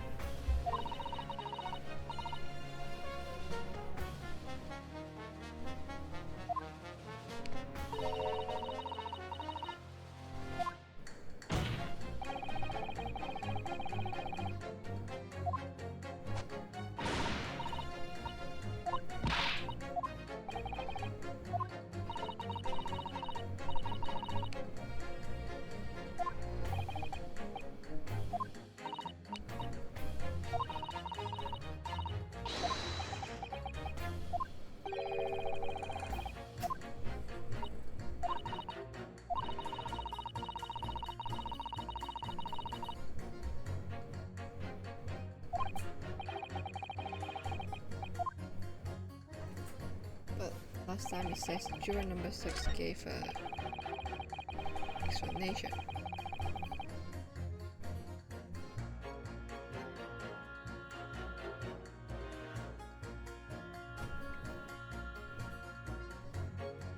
Hold it!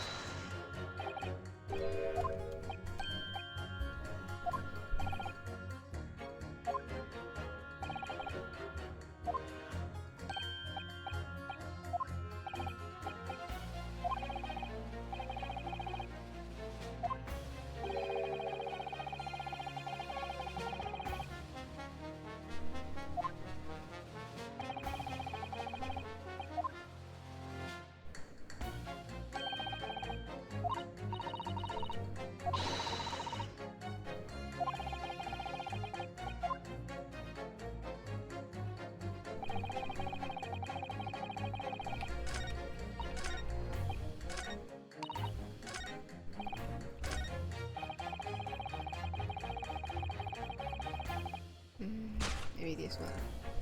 This one choose get you.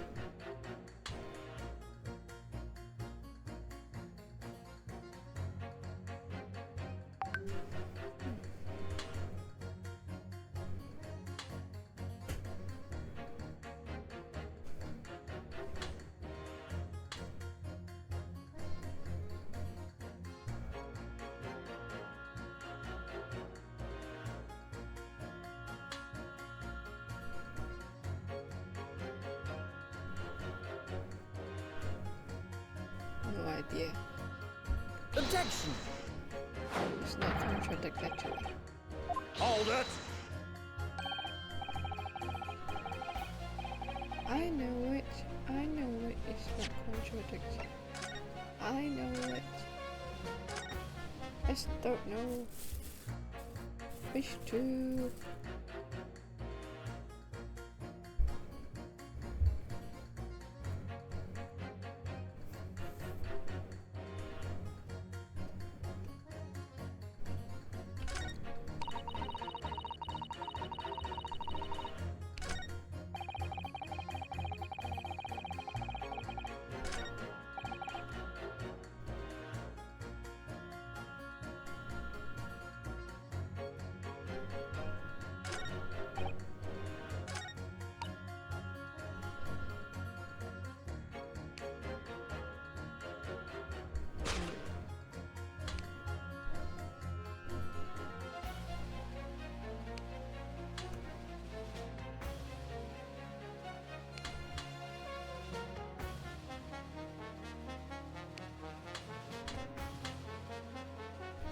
Let me try one more time. Hold it!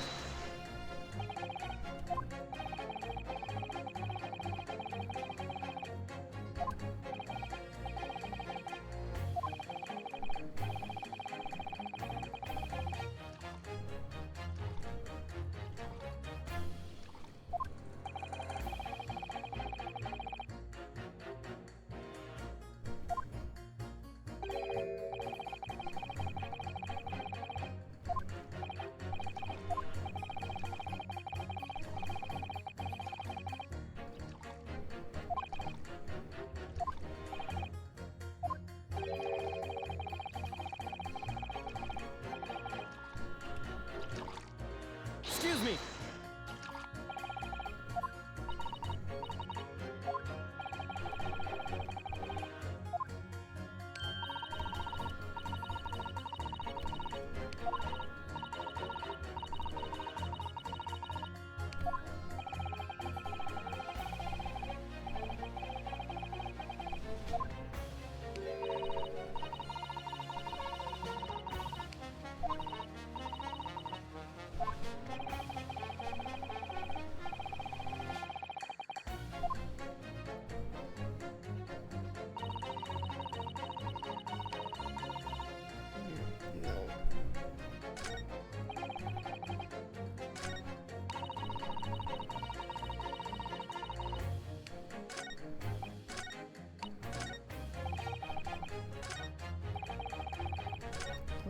no idea this one. I really have no idea.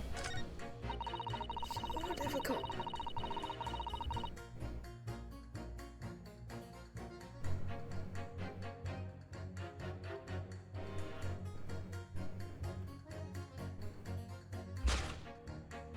Contradictions, say. Something must be contradict. Oh, I know. When he's throwing knife, and they don't have to be in the crime scene then. I got it now. I got it now. I got it now. Objection! Hold it! Wait, what? How come? Wait, what? No.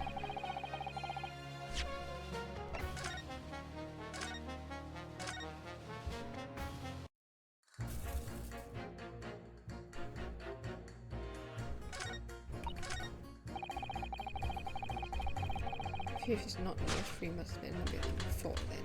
Objection! Or maybe number 5. Hold it! Why? Why? Number 5 then. I hate this.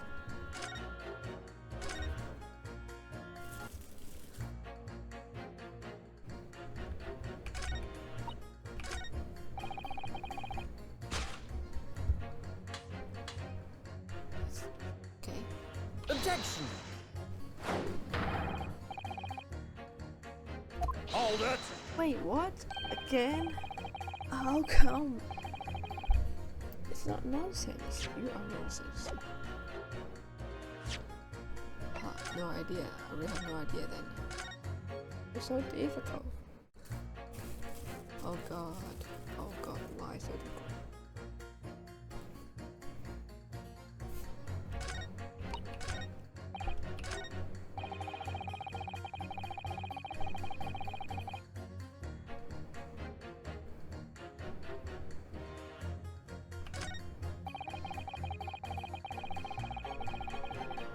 Let me ask again. Hold it!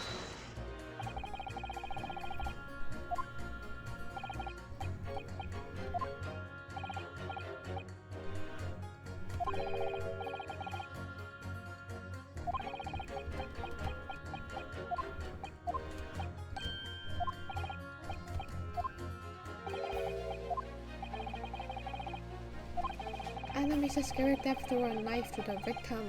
Oh no.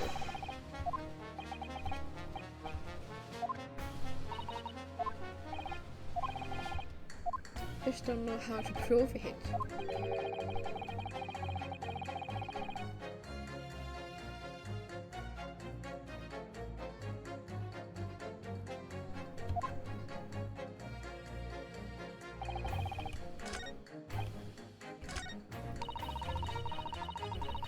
Let's try.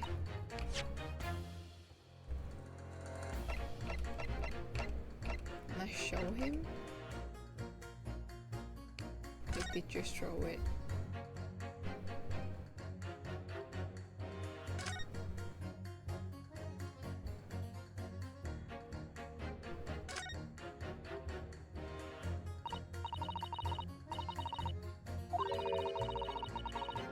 Missing. You're right. Well spotted, Mr. Santo.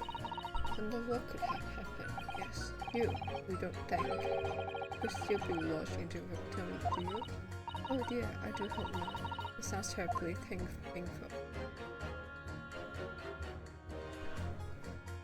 Okay. No idea.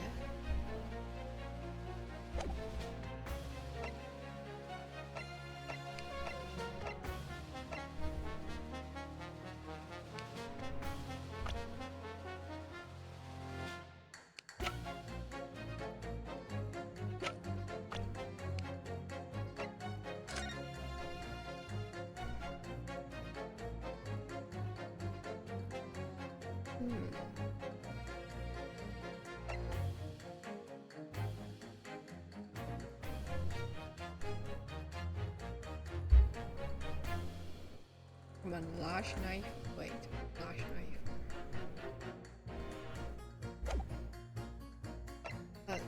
No. No. No idea. But which pair I haven't tried.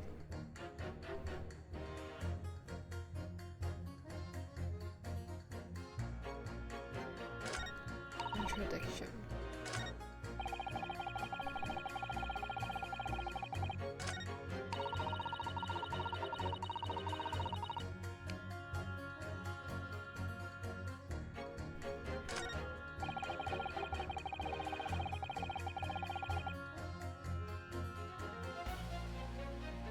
I don't know.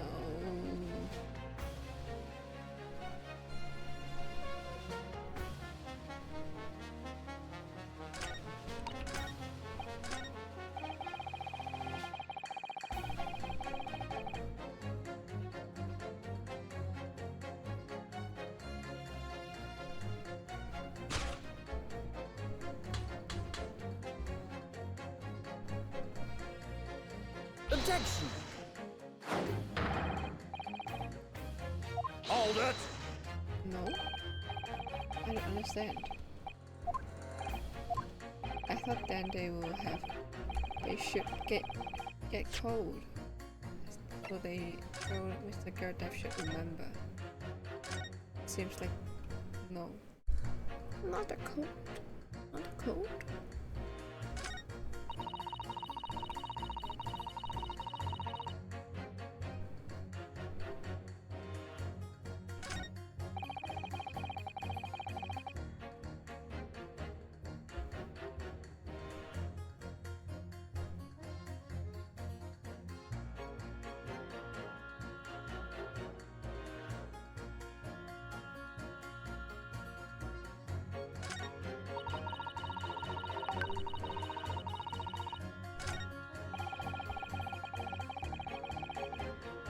I have no idea. I really have no idea.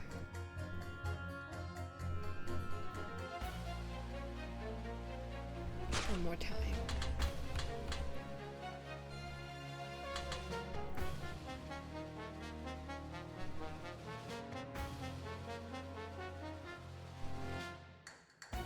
Objection! Hold it! What? What? Okay, I really have no idea. No, I really have no idea. I would try every single one. That's crazy. How come it's being so difficult? I don't understand. I don't understand. I don't understand. What happened? Why?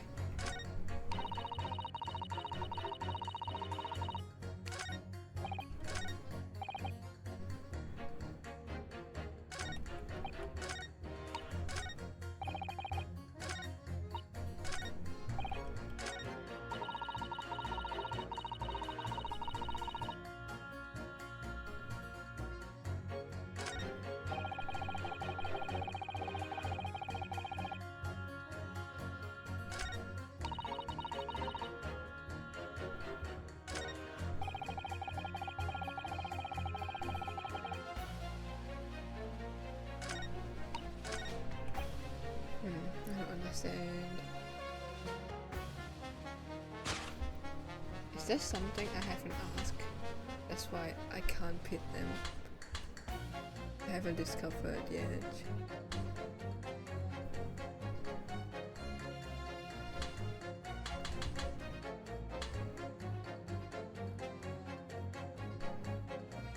But there's no contradiction. There's no contradiction. So let me try again. Everything. Hold it!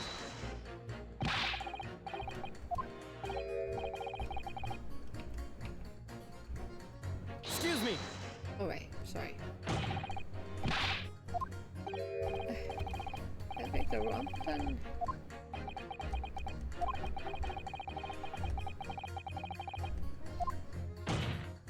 Oi, I heard that. Apply the selective hearing proceeding. Sorry, let me try again.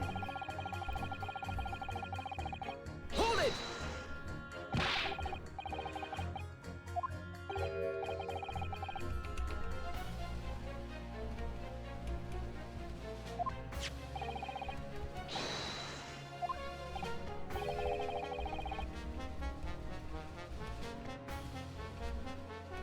There's really no contradiction. I don't understand. Sorry. Well, at the point a woman a step is laying on fire.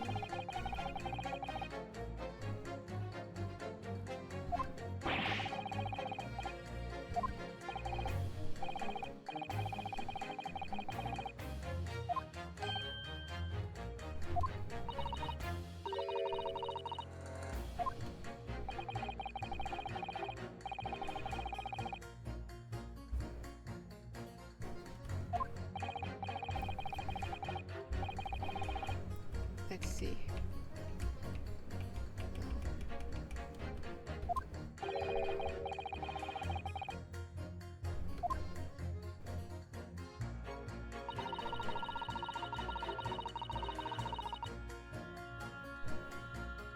Strong alibi. Yes, you are not dead.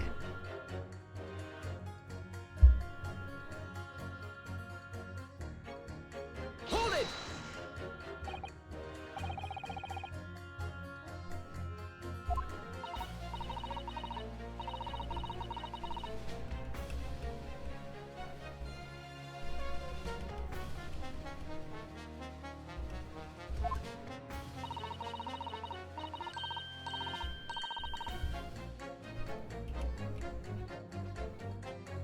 Not at all.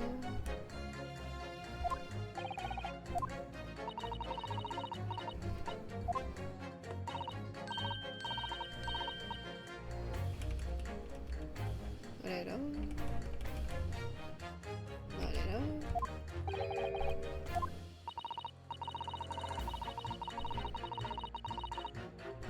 Actually, I don't think juror number 2 really see anything. To have anything contradicting. Can be contradictive, I mean.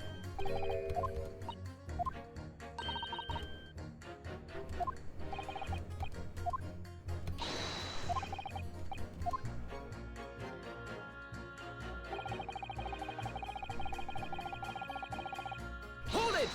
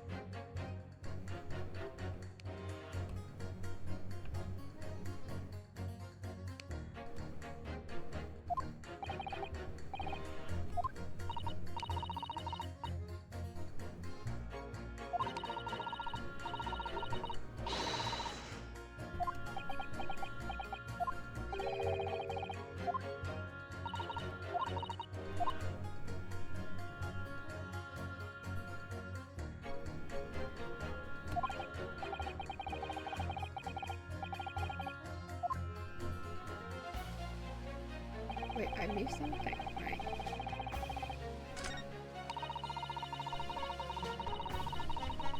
Hold it!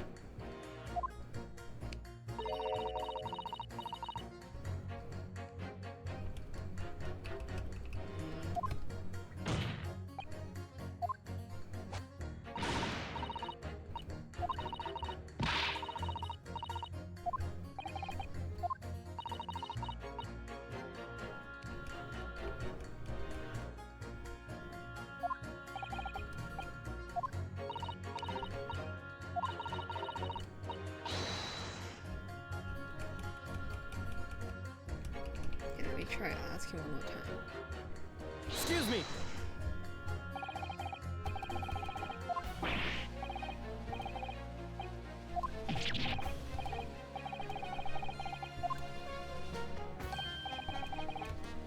Oh, I can.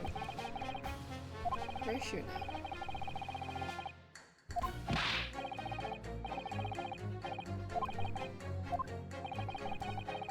They say have made new statement.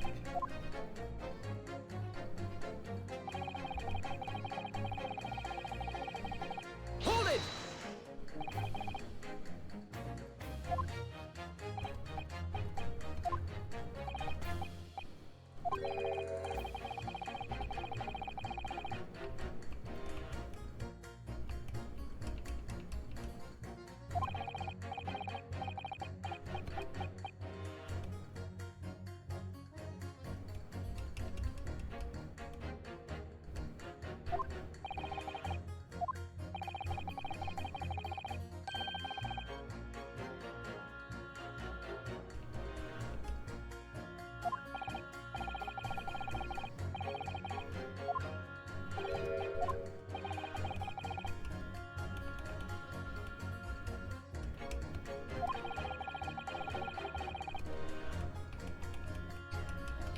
Oh, come, it's so difficult.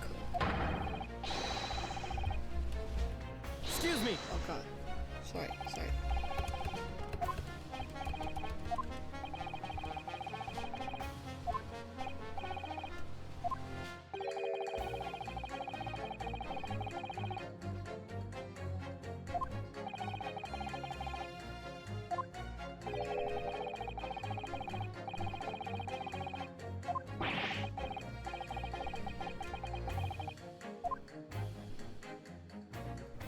God, I think I've been hit this one for like half an hour.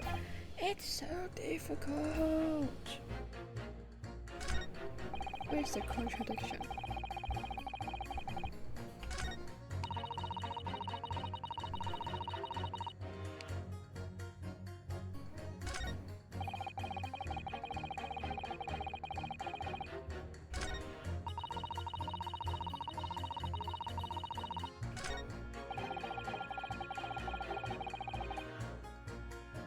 I don't know, maybe if I go to the end, would they give me a hint? Give me a hint, please, a hint.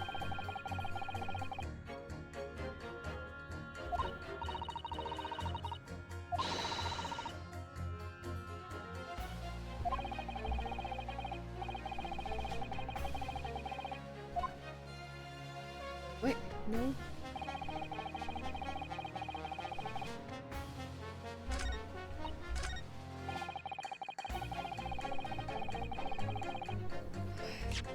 No idea.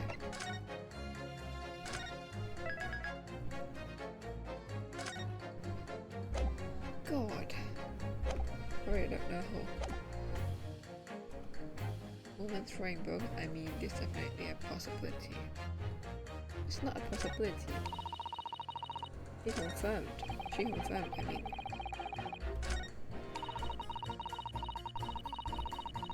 Okay, how about this? She confirmed it is not just a possibility.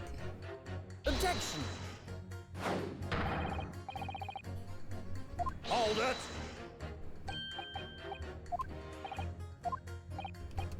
What? No. Fine.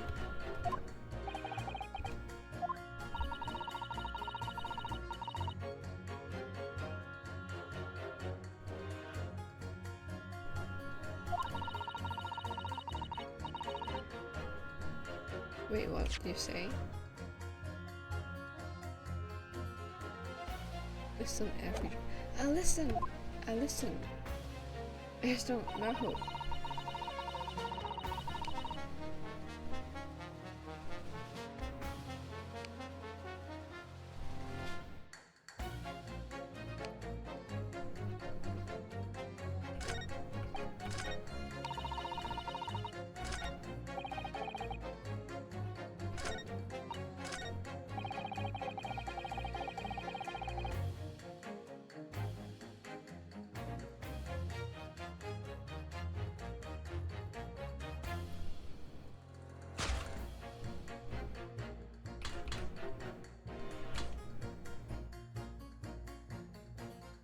Objection! Hold it! Let's try again. Oh god, no.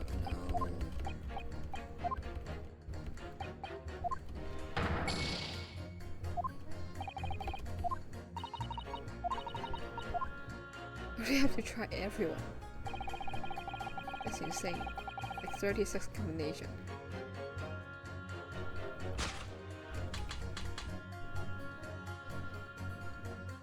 Objection! Hold it! So juror number 1 have no connection to anyone else?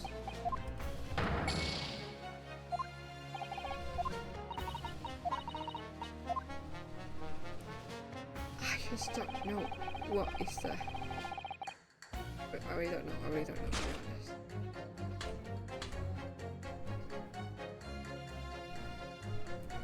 Oh wait, this is my last chance, so...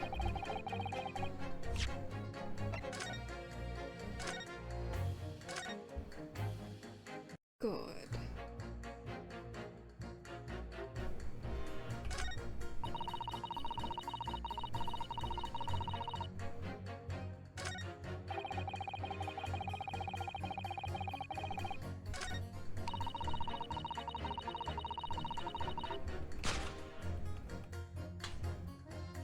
Objection!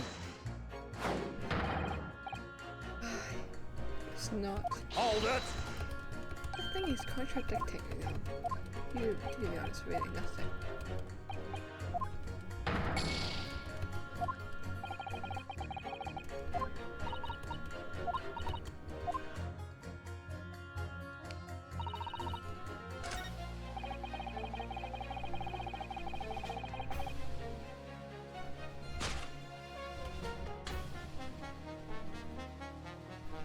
Objection! Wait, what? Why? Because she's Russian or something? Why? I don't understand.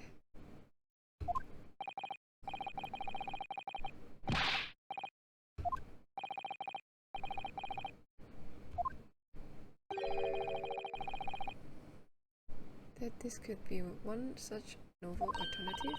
Oh my, whatever do you mean? An alternative explanation is how the victim was stabbed in the back. We're talking about.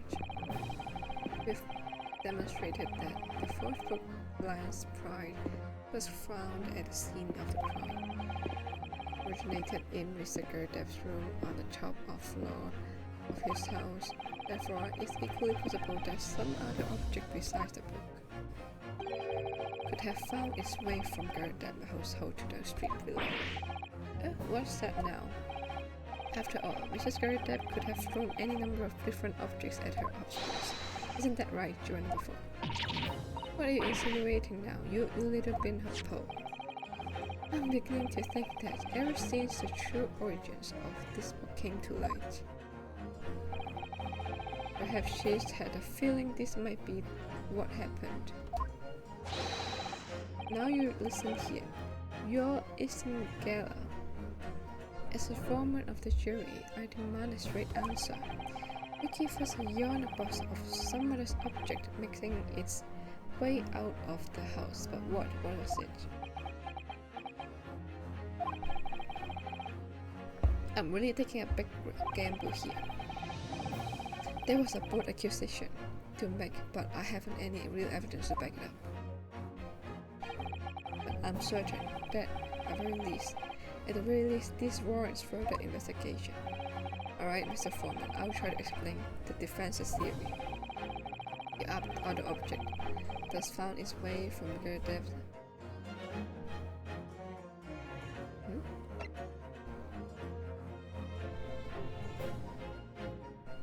Wait, before I make any mistake.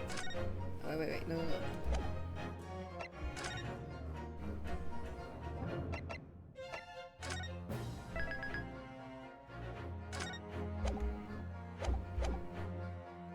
Hey, it's you. Take that! Wait, not. Juror number 4, Mr. Scaradab. What? What now? I must apologize in advance for this. But I need you to confirm something else for the court. This knife. Have you ever seen this knife before? Ah. Good Lord Counsel, what on earth are you doing? There's a weapon that was lodged into the victim's back, man. My lord, remember that when the victim was attacked, Mr. and Mrs. Scaradab were in the throes of an argument. Mrs. Scaradab was hurling anything she could at her husband, who had been backed up against a window that had been opened to clear the smoke and through which a book sailed to the lane at the crime scene. You can't seriously believe that the book was found in the victim's grab. You're saying that it flew out the window and crossed the street to land neatly in her hand? Huh? Even my missus hasn't got an aim like that. Yes, I admit, there's many details we don't yet understand. But that's the point. That's precisely why. We must not allow this trial to end. Not right now. Oh my... Mrs. Scaradab, your answer, please. Have you seen this knife before or not? Oh,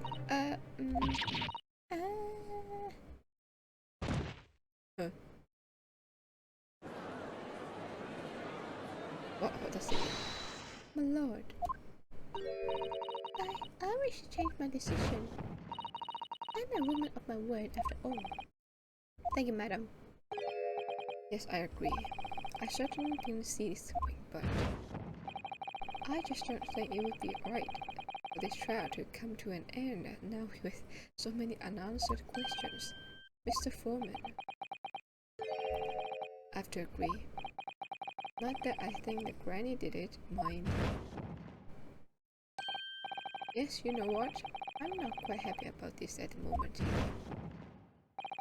All together now, ladies and gents.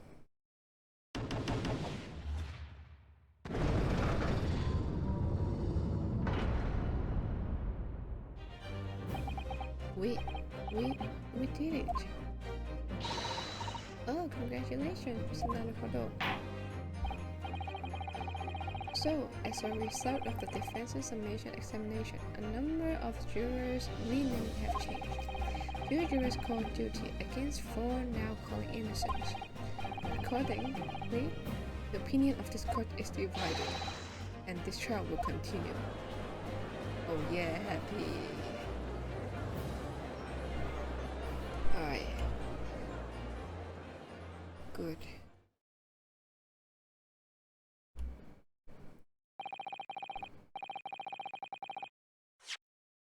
Yes, good.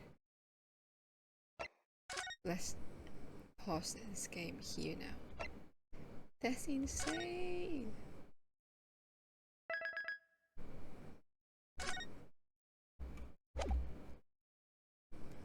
How can it be so difficult? I've been stuck in the summary examination for like half an hour. I think more than half an hour. I don't understand why. I really don't understand why that drawer number 2 is contradict to drawer number 4. It's not a contradiction. It's like drawer number 4 is like drawer number 5 is answering the question, answering the new theory on the drawer number 2. So it's not contradiction. It's so misleading. The heck? Yeah. Now I wanna talk. Have a little talk, you know.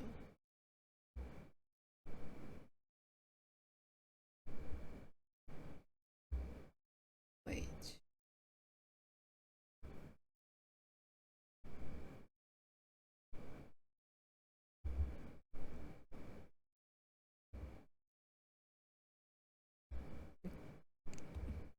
Making the background now. Let's see. It's good or not. No. Why is it like this? No, why is it like this? Huh, fine. Well, I prefer the last one then. Oh, it's me talking. Or this one? Which one's better? But for my voice now, I think I'm not on those to this one. This one is better for me. Yeah. Okay. Today I saw a lot of Asian parents post like saying Asian parents sucks. I agree so much. Like I saw of them from Fred. Let me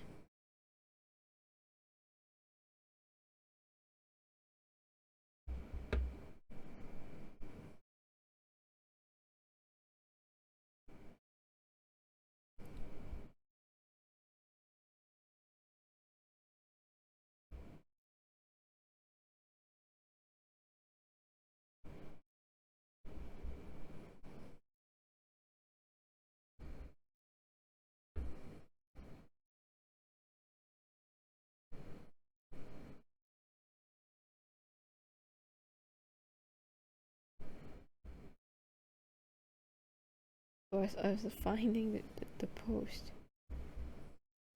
Right, it's okay. I do some count.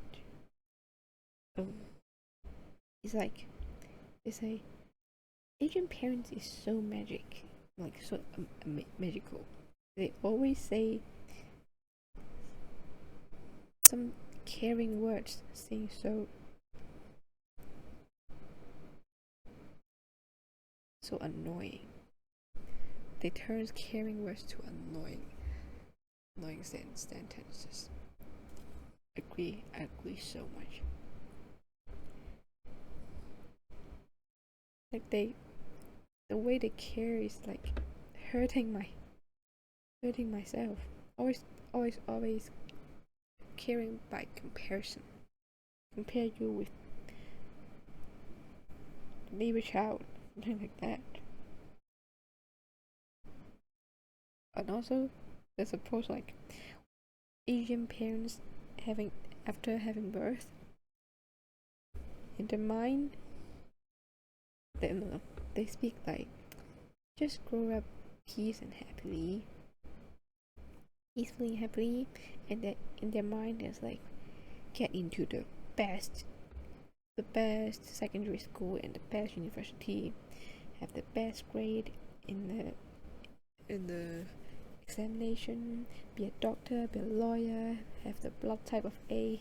So it means where you can be really serious, can be don't distracted, and you are how to say, you follow the rules, yeah, and you have to be the number one. That's so yeah. I'll say in my family, they only know doctor, lawyer, I don't know what they know. Doctor, lawyer, works in a position in government. You work for government and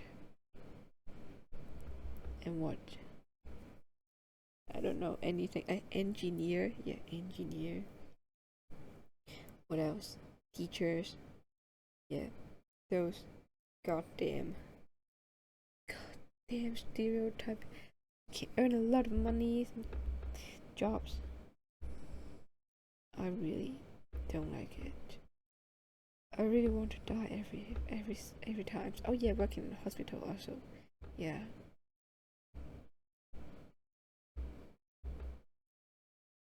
I really have enough of it. You know, this morning I see a paper form placed on top of my keyboard. It's like application form for the government position. Damn, believe it's from my parents, because I saw a pile of it on the other desk of their desk. It's so insane. They just don't care my will or something. They just want me fit. Just do whatever they want. Just be a puppet. They don't fucking know what I want. They just know what they want. And they say they care for me. It's shit. I don't play this game.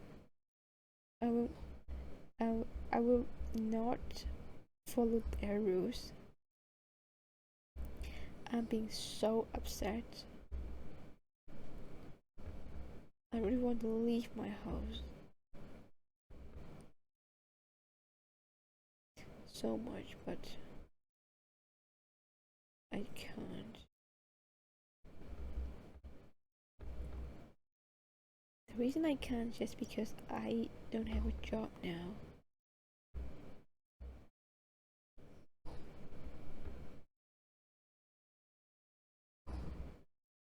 I just need a full-time job. I don't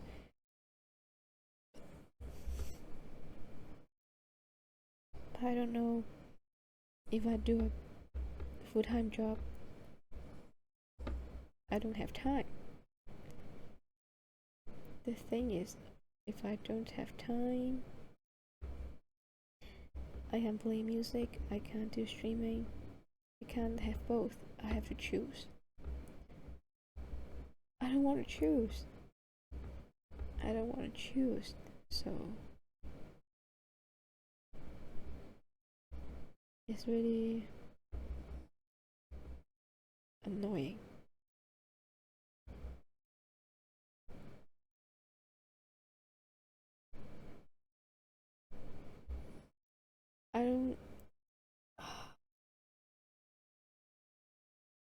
I know working in the government is very attractive because they have like a monthly salary for around 40,000 Hong Kong dollar, I mean. So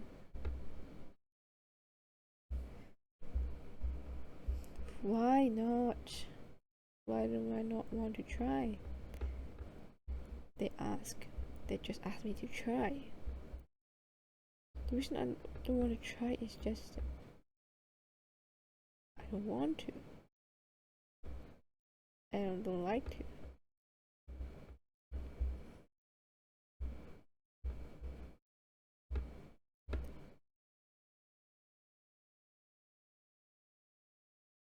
And of course I received some rejecting email.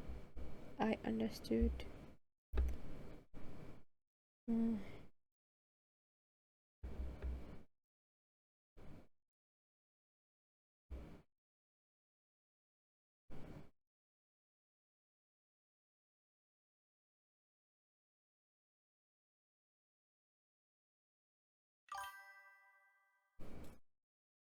Oh, I read Dante. I was complaining my life and my Asian parents Lamau, and I was about to end the stream.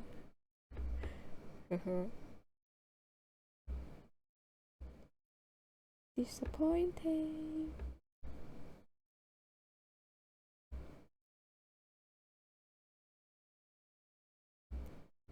That's why I'm being so upset today. I don't want to talk to anyone. And I'm listening to One OK Rock all the time. Great.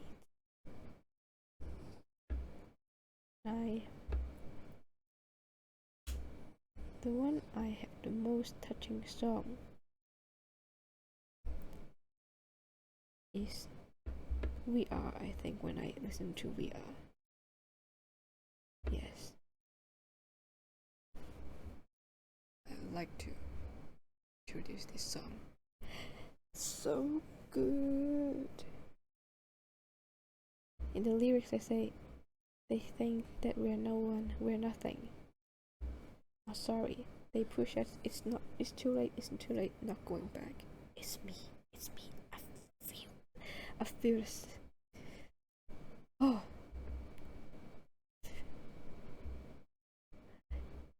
The beginning already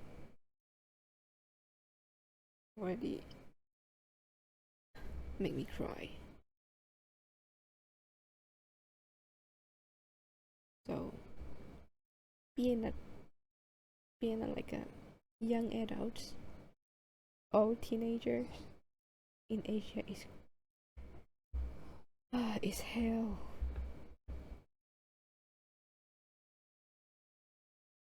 Oh, can I play music actually? Let me try. If I get banned, I'm sorry. Hahaha. I probably will edit clip it out from the recording. I want to hear it now.